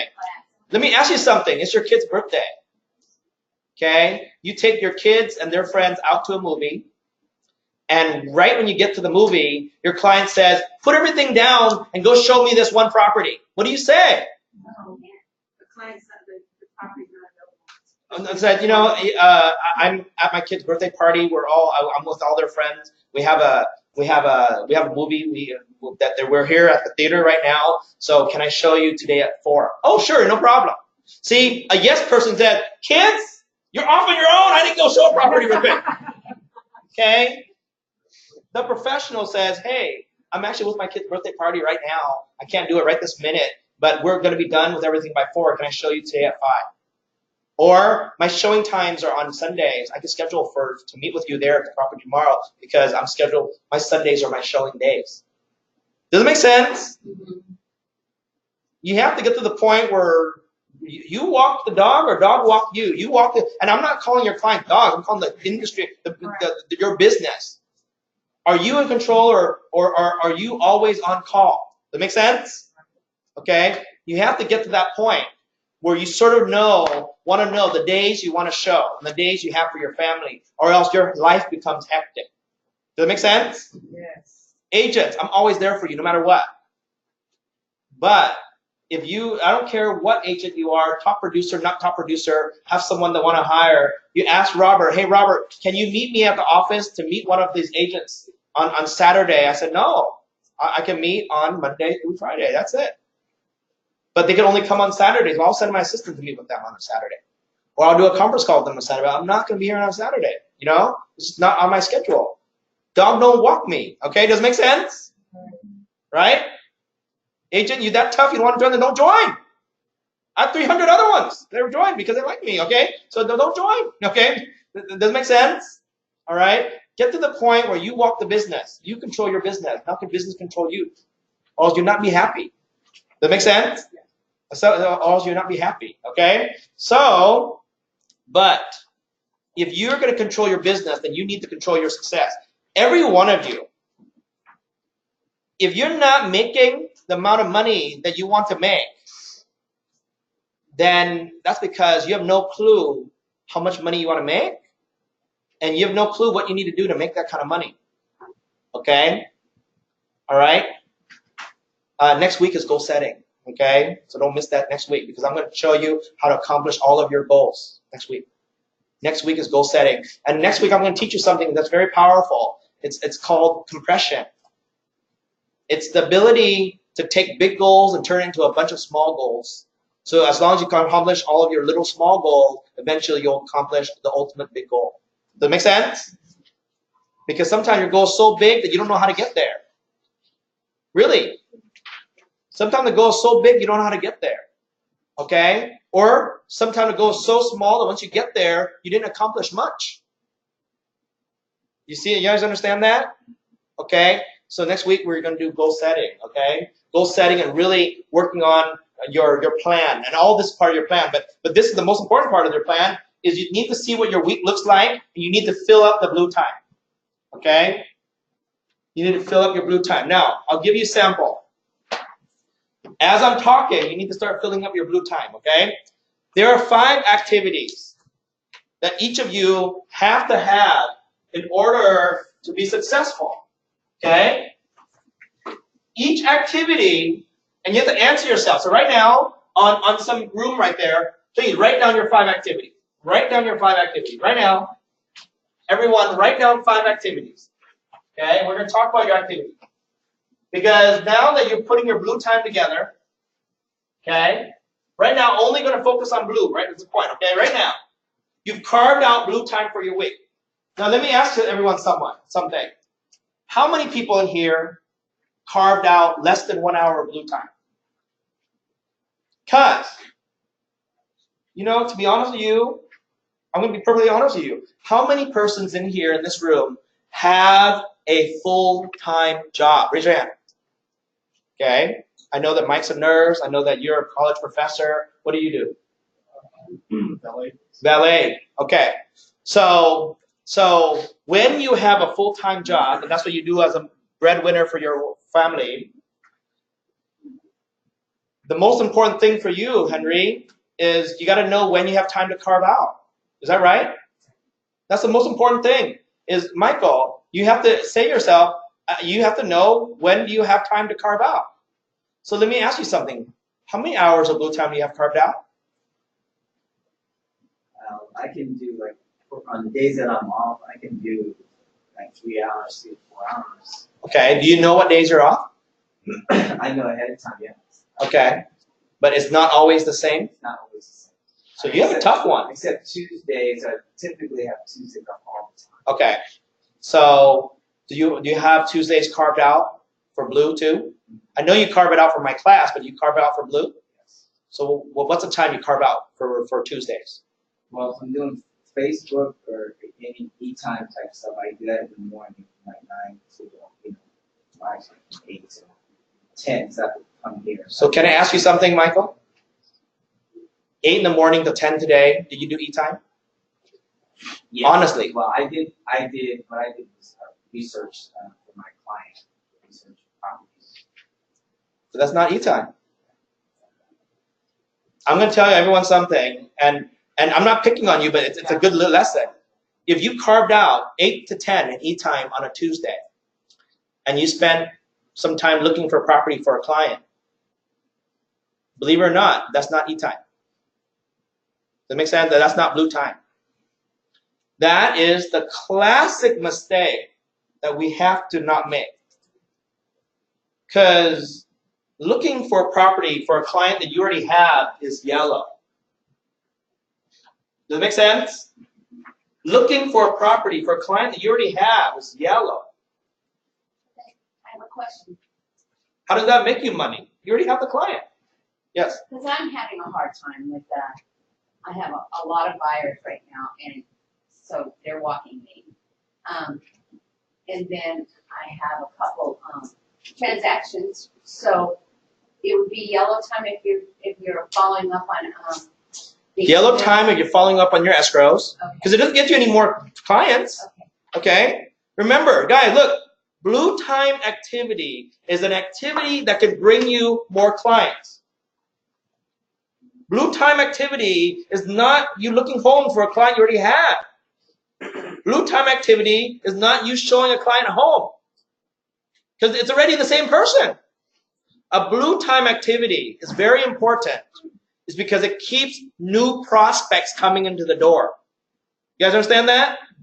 A prospect, okay, a prospect may become a deal. For some of us, we buy leads, which is prospects from Zillow or Realtor.com. A lead costs $30, $40. You might have to buy, okay, you might have to buy 40 leads. 40 leads to get one client or two clients. It may cost you $1,600 to get two clients.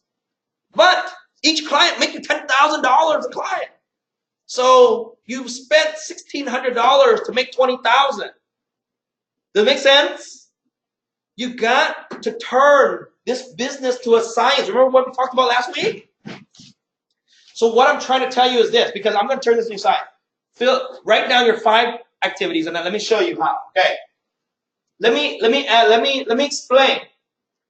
Let's say for example, each of you dedicate just 1 hour a day. How many people in here have 5 hours of blue time during the week? You have 5 hours?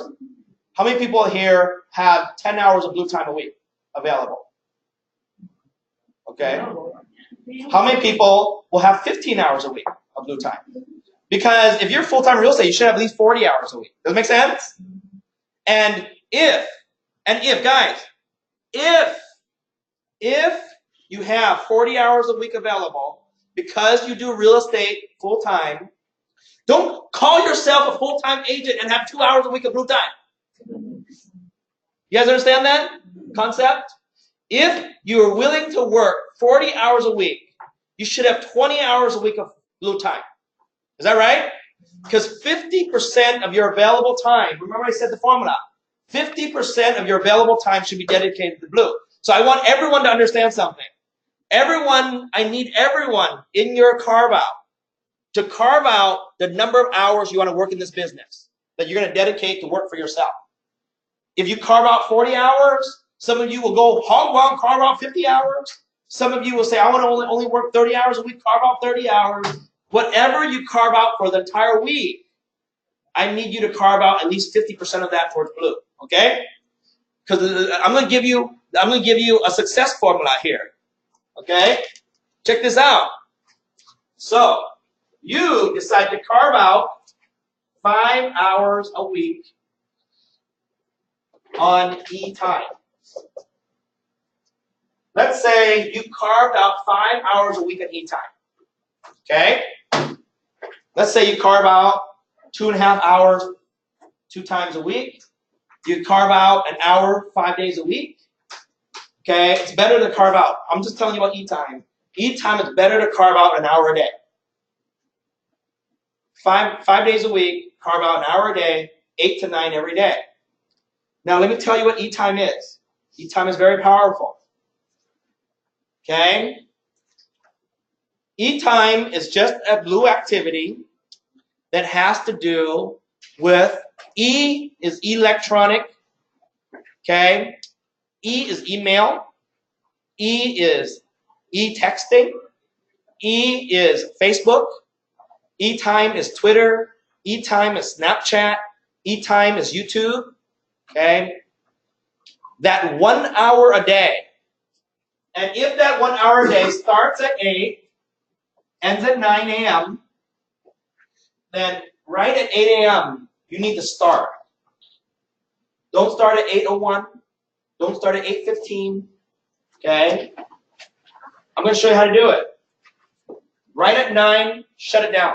Don't go over that. Okay?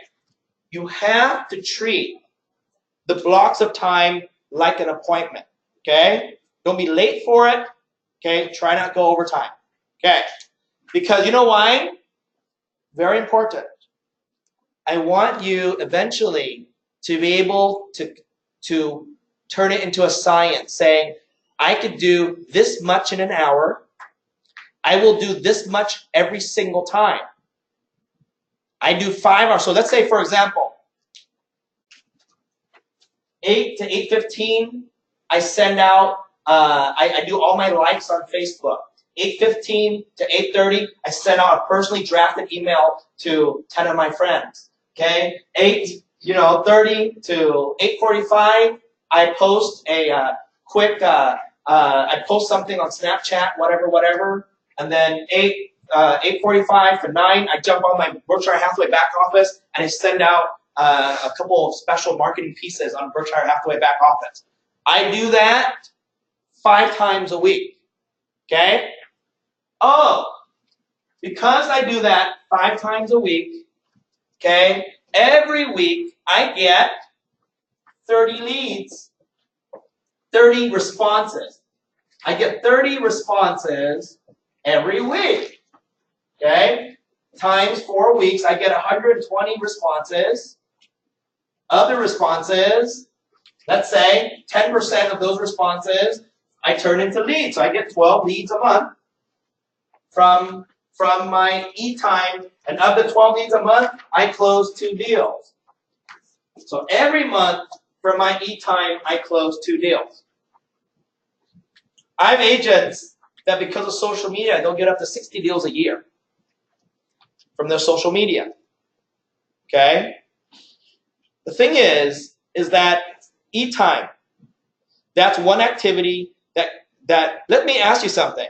If you do e-time every month, okay, and you do it that consistent, and every month you get 2 deals from your e-time activities every month, and every 2 deals, and you make, let's say, $8,000 a deal, 2 deals makes you $16,000 a month. For 5 hours a week of marketing, you make $16,000 a month. Is that worth it? Yes or no? Yes. Okay, that's one activity. Let's say, for example, okay, so you have 5 hours a week of e-time. Let's say, for example, you have 2 hours a week, okay, on calls. Okay? Just an example. 2 hours a week on calls. Let me ask everyone something.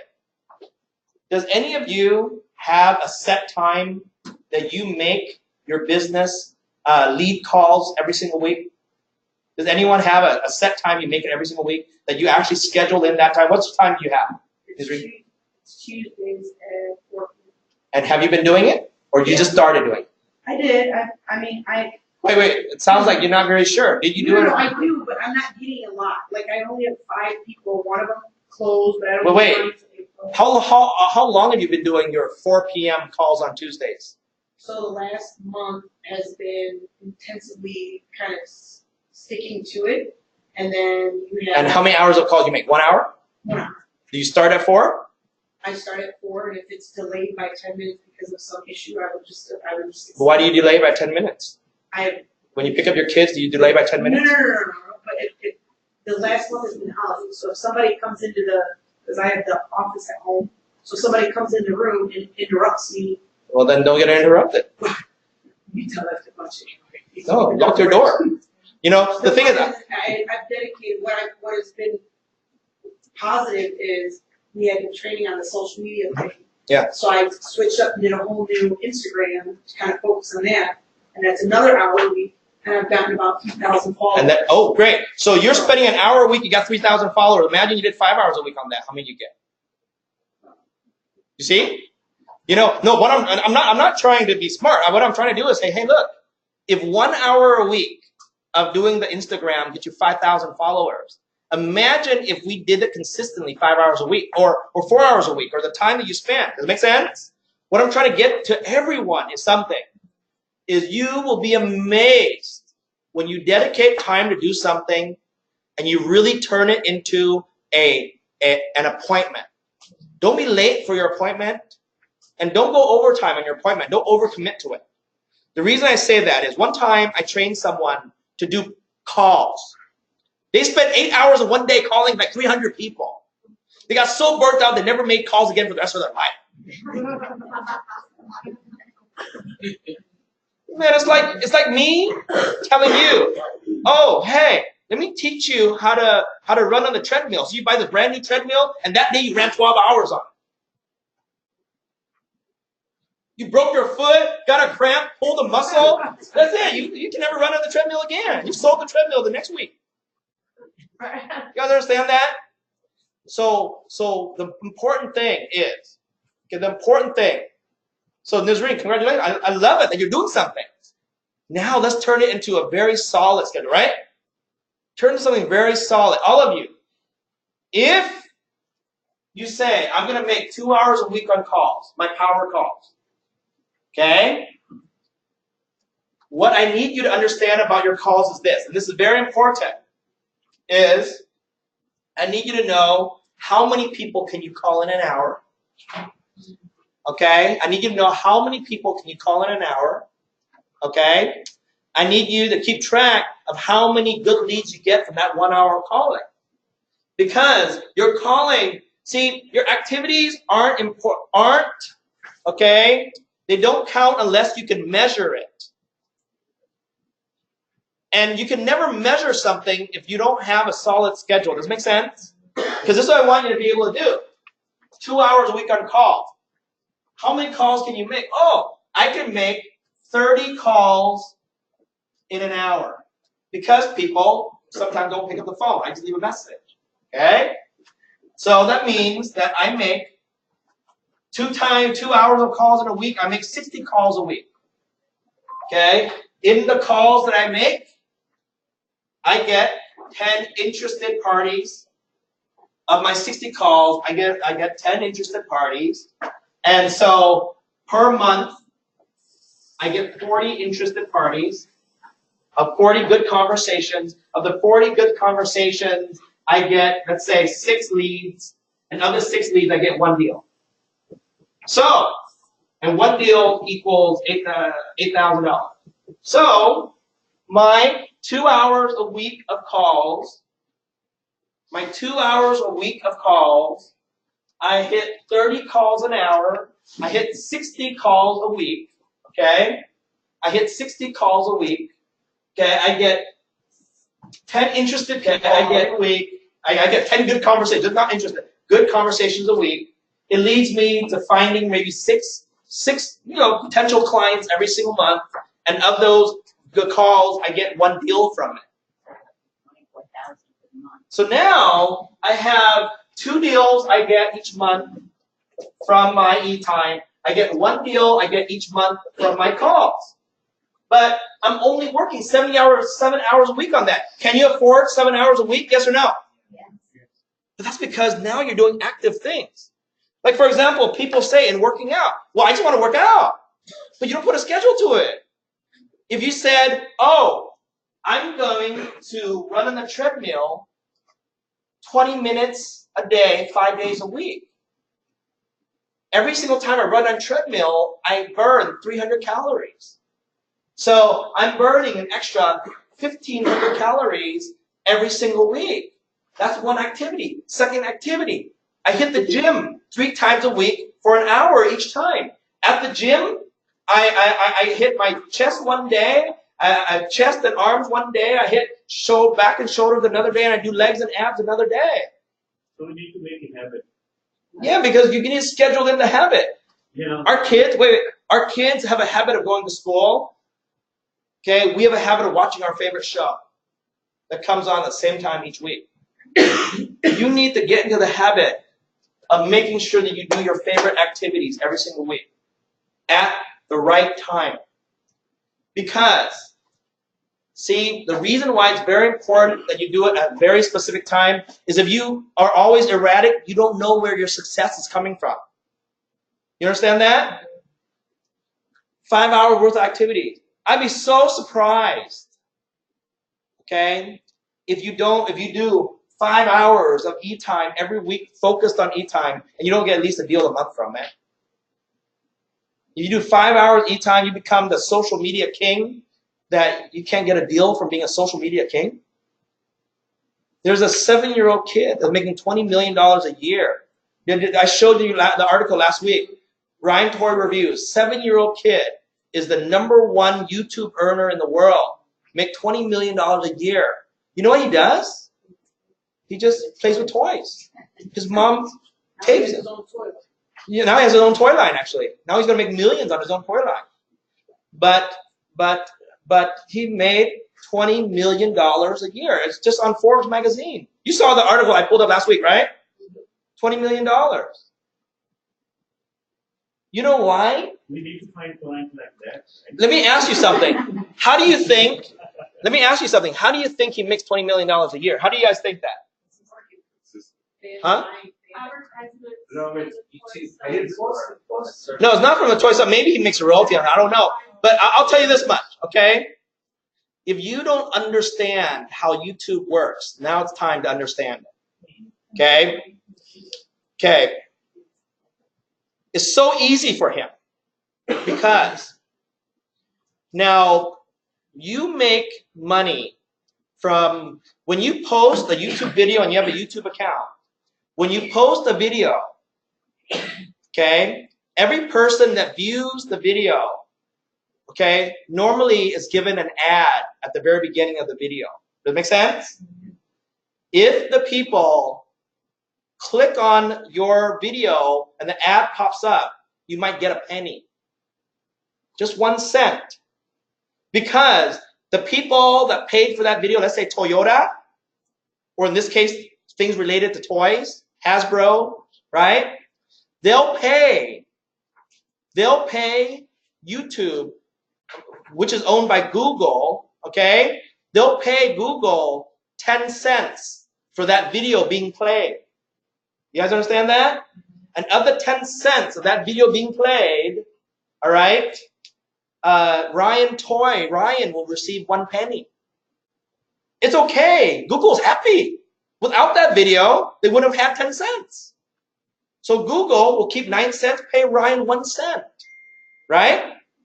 And Hasbro, the toy company, will be happy that their ads are played.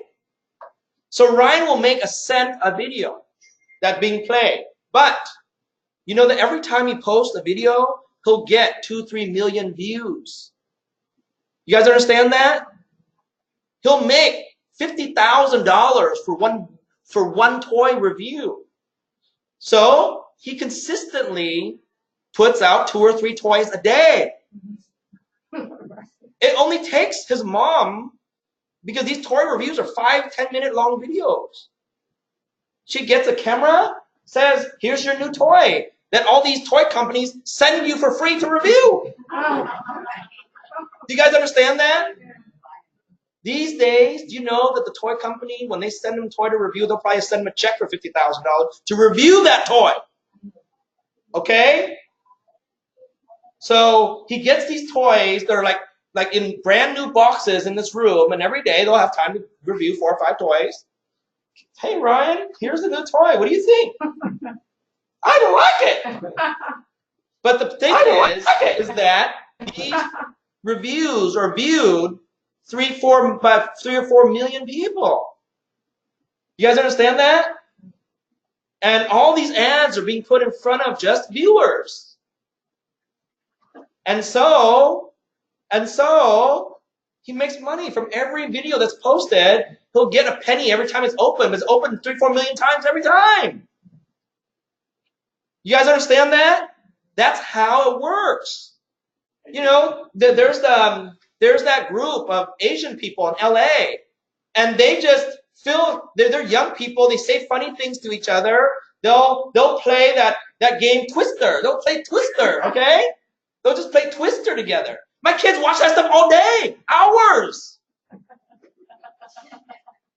They just play Twister. They say funny things to each other. Ridiculous stuff. That kid got me to watch it. I liked it. It was funny. It made things simple. Life simple. Well, one of their videos get 4 or 5 million views. 4 or 5 million views. Those kids just hanging out for an hour, filming themselves play Twister. They just made themselves 50 grand for that. You understand? Okay? You understand that? All right? So what I'm trying to tell you, everyone, is that life is about technology these days. Okay? So here's another thing. Let's say you dedicate 5 hours to your third activity. You dedicate 5 hours a week okay, on open houses. So you do one open house every week. Okay? Let's say the open house, okay, gets you 10 visitors, okay, for a week. Okay, sometimes more, sometimes less. If you bring enough signs, times 4, so you get 40 visitors. And of the 40 visitors, you get one deal a month from it. One deal a month from it. Then that's also your one deal a month. So now you have one deal from that. Okay?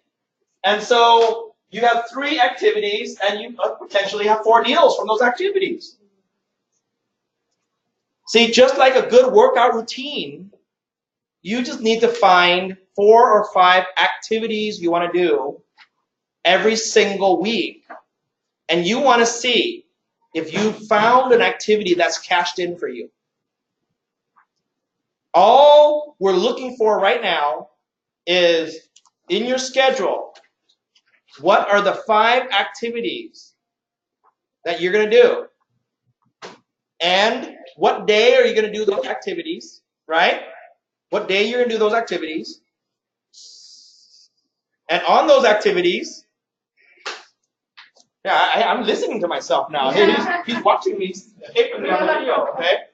On those activities, okay, you want to see if that activity is paying off for you. For example, I have, people like, and just so you know, okay, like I have an agent that also has this activity. It's a $1,200 a month. Who in here has a, hey, can you turn that off? Yeah. You don't know how to turn it off? Okay. Okay. How many people here ever heard of something called marketing? Marketing. Okay. So a combination of your blue time activity could be activities that have to do with marketing activities. Let's say. Okay. So example for marketing activity. Okay.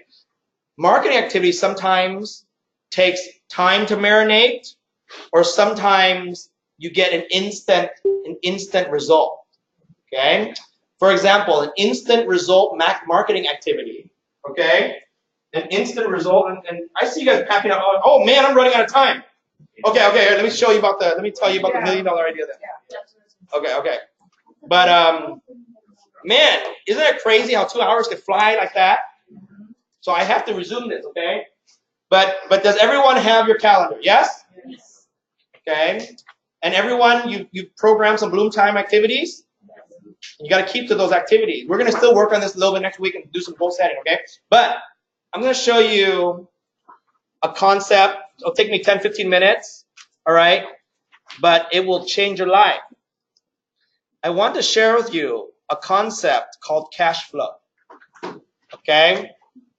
How you can make $1 million in a year. How you can make the equivalent of $1 million in a year saved. Okay? But I want you to see something. Okay? I want everyone to understand something. What is $1 million worth? I want you to understand what is $1 million worth. Okay? Because some of you don't even understand what $1 million is. All right? Let me ask everyone something. How long will it take you to save $1 million? Is it 1 year? No, be realistic. No, we get 10 plus good deals. Okay. Take everything out, $1 million is right there. Okay. On a normal, if you work for a job, how much does a normal person save from his paycheck? Like what, 500 bucks? 10% of like 40,000, like 400. Okay. 4,000 is 400 a month, all right? Okay, so you'll save 400 a month. Someone take $1 million divided by 400 for me. Let's see that number. Divided into 400. 2,500 Divided into 12. 200 years. But like, I like your idea. Okay, stop, wait. No, because 200 years to save $1 million for a normal worker. Okay. I know they even he save it. Okay. They won't even save it. Okay. You know, because inflation, we have to be good. Yeah. Now, let me ask everyone something. You have $1 million life insurance policy. Okay. You have $1 million life insurance policy, and you pass away, and your family, because you're the breadwinner, your family has to live off $1 million. How much is $1 million worth? $60,000 $1 million is worth around $60,000 a year. And actually, that's actually pretty. $1 million is equal, because you can't eat $1 million, you can't sleep under $1 million. Okay, $1 million is a number that you have to work from. But if you pass it on to your kids and they have to survive, you pass it on to your family, they have to survive. When people die, they buy life insurance policies on their head to make sure that their family has something to fall back on. $1 million is around $60K a year. If you're lucky, let me ask realtors something. Okay, $1 million buys how many rentals in Sacramento? 3, maybe 2. Maybe 2. No, at least 15. Man, no. Okay, no more talking for you right now. Okay, no. Or Sacramento. Okay. All right. Okay. Let's say you buy a home for $250,000 in the ghetto. Okay. All right. That home in the ghetto rents for how much? $1,500 a month. Right. So $1 million gets you maybe $6,000 a month in rent, minus utilities, minus vacancy, minus whatever. Okay, expenses. You might be minus $1,500. You might have $4,500 a month cash flow. Okay, you might have $4,500 a month cash flow. That's around $60,000 a year. If you take $1 million and put it in the bank, okay, you get nothing really from it. You get 1-2% on a CD, 3%, right? Taxable income, right? I want everyone to understand something about cash flow. Is $1 million, okay, in stock might get you 5 or 6% return, $50,000, $60,000. $1 million in real estate might get you $5,000, $6,000 a month in cash flow as a rental. $1 million in bank gets you about nothing. $1 million in a mutual fund might get you $50,000, $60,000 a year. $1 million don't go very far. That make sense? Okay. Okay, it doesn't go very far. All right. But let me share with you something, though. Let me share with you something. Okay. If you had a business, all right, if you had a business that made you $5,000, $6,000 a month, right? Without you having to really lift a finger, is that business worth basically $1 million? Yes or no? Yeah, because the $1 million is just a vehicle. If you own the $1 million in real estate, you have this real estate vehicle that's making you $5,000, $6,000 a month in cash flow. If the $1 million buy, if you put in stock, then those stocks is just a vehicle that makes you $5,000, $6,000 every month. If you own a business, just own a business that makes you $5,000 or $6,000 a month, that is the equivalent. That is the equivalent of taking $1 million and putting it away, right? One of the things that you should all consider as we're doing all this accountability and doing all this scheduling and training you how to do this, and we are Berkshire Hathaway, one of the things that eventually all of you should consider, because it will help you with your business, one of the things that you should all consider is building a team. Something like Tim is doing. Okay? The reason why I say that is that just imagine you have one team member that you teach all these skills to, and they take my classes, and now they wear the Berkshire Hathaway brand on their chest and on their business card. Just imagine if you found one decent person to be on your team. Okay? At our company, we pay you agents for being on your team. Does that make sense? And just imagine if you simply made $1,000, okay, from a deal that a team member closes, and the team member just closes one deal a month, okay? All you have to have is 6 team members to close one deal a month for you to make $6,000 a month. But Robert, our brand works very fine. Okay, stop. Next time you speak up, I'm gonna have to let you leave. Okay? You're distracting everyone. Okay? Okay. Okay? Serious this time. All right? So let me ask everyone something because I want you to understand the concept of cash flow. Okay? Every realtor that I hire, okay, that's able to close a deal will bring the company at least $1,000 a month. Okay? For every 6 realtors that our company hires, it's the equivalent of getting $1 million in rentals and putting it in the bank. Yes, every realtor I lose $1,000 a month or whatever it is. So I try to gain more realtors than I lose. Does it make sense? I pay my realtors super well. Okay? Because I already know I only need to make like 1,000, but I don't need to make 10,000 off them. Okay, that's why I pay so much. That's why I do such good training because I need my realtors to be very knowledgeable on how to produce. That's why I always answer your phone calls, right? Because I want you always to feel that you're being supported. Okay? That's why I have great training, I have great staff. I try to have an awesome environment for you to work from. But at the same time, at our company, we support the team concept, okay? And the team concept, all right, the team concept basically allows you to build your team.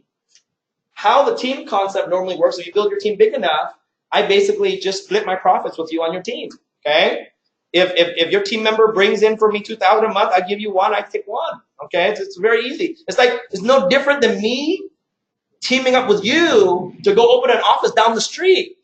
But if we open an office down the street, we'd have to rent a new space, hire a new staff, create a whole new E&O account. We have to get a whole new bank account. We have to recreate a whole entire company, and it could be the first 4 years before we make a single dime. Me, I already have everything set up. I have the roof set up. I have the franchise set up. I have all my accounting set up. I have all my systems, my insurance. Everything's all set up. So basically, you're just building your company within my company. That's it. So imagine, just imagine that for every team that you have that's able to bring you in $5,000 a month, if you have a team and your team is working well, your team will work together to prospect together. Your team will put money together to do a big Zillow campaign.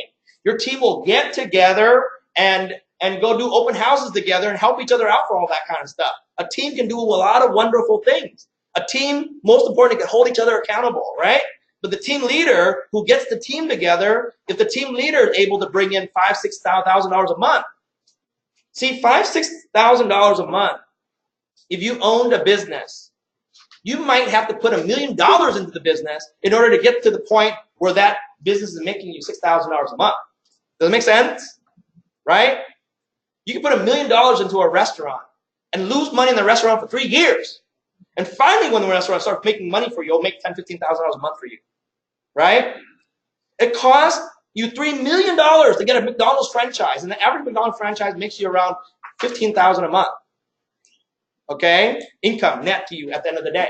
After you pay all your managers, you don't want to be working from it. Okay? So, if you have $1 million in the bank, the most you'll ever get from it is like $5,000 a month. So, that's easy. Just recruit 5, 6 agents, train them, support them. You'll make your $5,000, $6,000 a month. And now it's like you putting $1 million away. Imagine if you just did that once a year. Every year you put a pocket of team members together, and it takes you a year to get them going. At the end of the year, you start making $4,000 or $5,000 a month. A year later, you get used to working with a team, put another pocket of agents together, and after 3 or 4 years, you might have 20 agents on your team. And what if your 20 agents on your team make you, you know, $10, $15, $20,000 a month? It's like, are you having a $2, $3 million business? Does it make sense? You know, I want everyone to understand something. The reason I push team and concept in our company, and I'm not like, you know, some of the companies like Keller, they pay you 3%. I pay you up to 50% if your team gets big enough. It starts at 10%, but then it goes all the way up to 50%, okay? So that's half and half. That means that you and I are partners, basically, almost, okay, for your team.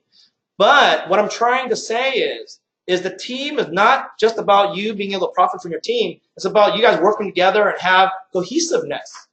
It's like running your own little NBA franchise. You know, you guys are all working together to hold each other accountable. You're working together to do open houses together. You know, you have buyer's agents now, so you can get in a lot more leads pretty soon. Yeah, it's hard to pay $1,400 a month for Zillow, but if you have a team of 5, each of you chipping in $200 a month, you know, you gotta get all these Zillow ads coming in. You guys work those ads together, and you know how you get one loan officer, 2 loan officers on your team. Man, pretty soon you have a well-oiled machine, and no one agent from any other company can compete with your team. Does it make sense?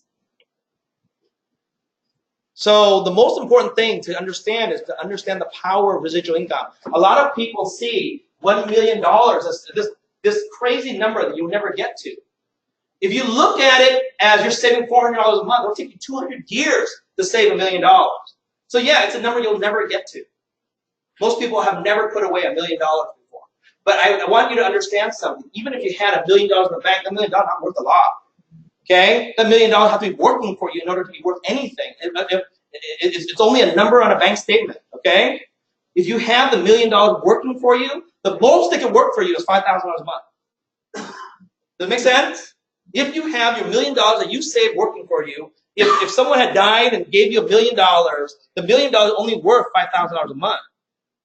The value of having 5 good team members is also worth about that. Does it make sense?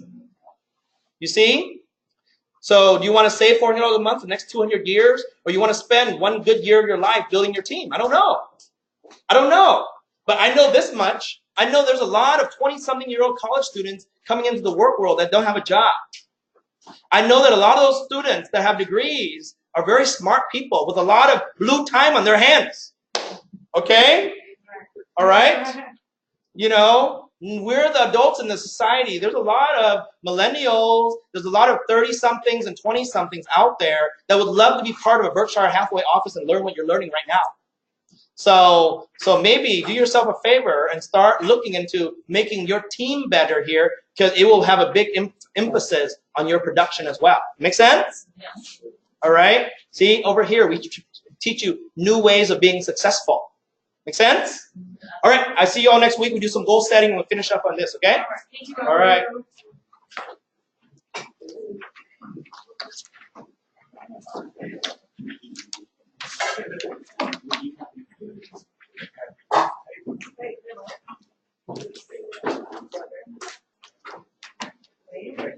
Hey, man.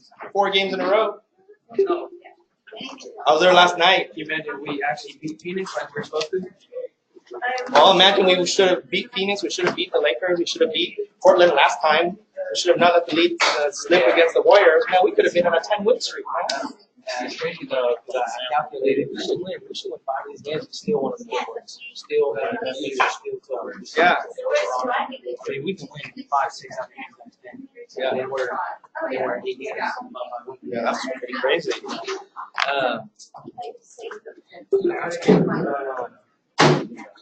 Now, I never really understood. I understood the power of schedule, but now like it takes some time.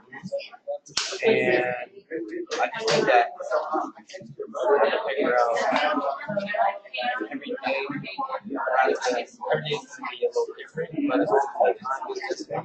every day can be different. Every day can be the same. You know, it's just you know, you figure out what you want your 5 activities to be, and you do them. But you got to do them so that you can measure them. You got to do them so that you know they're consistent. So it's not. It's just important.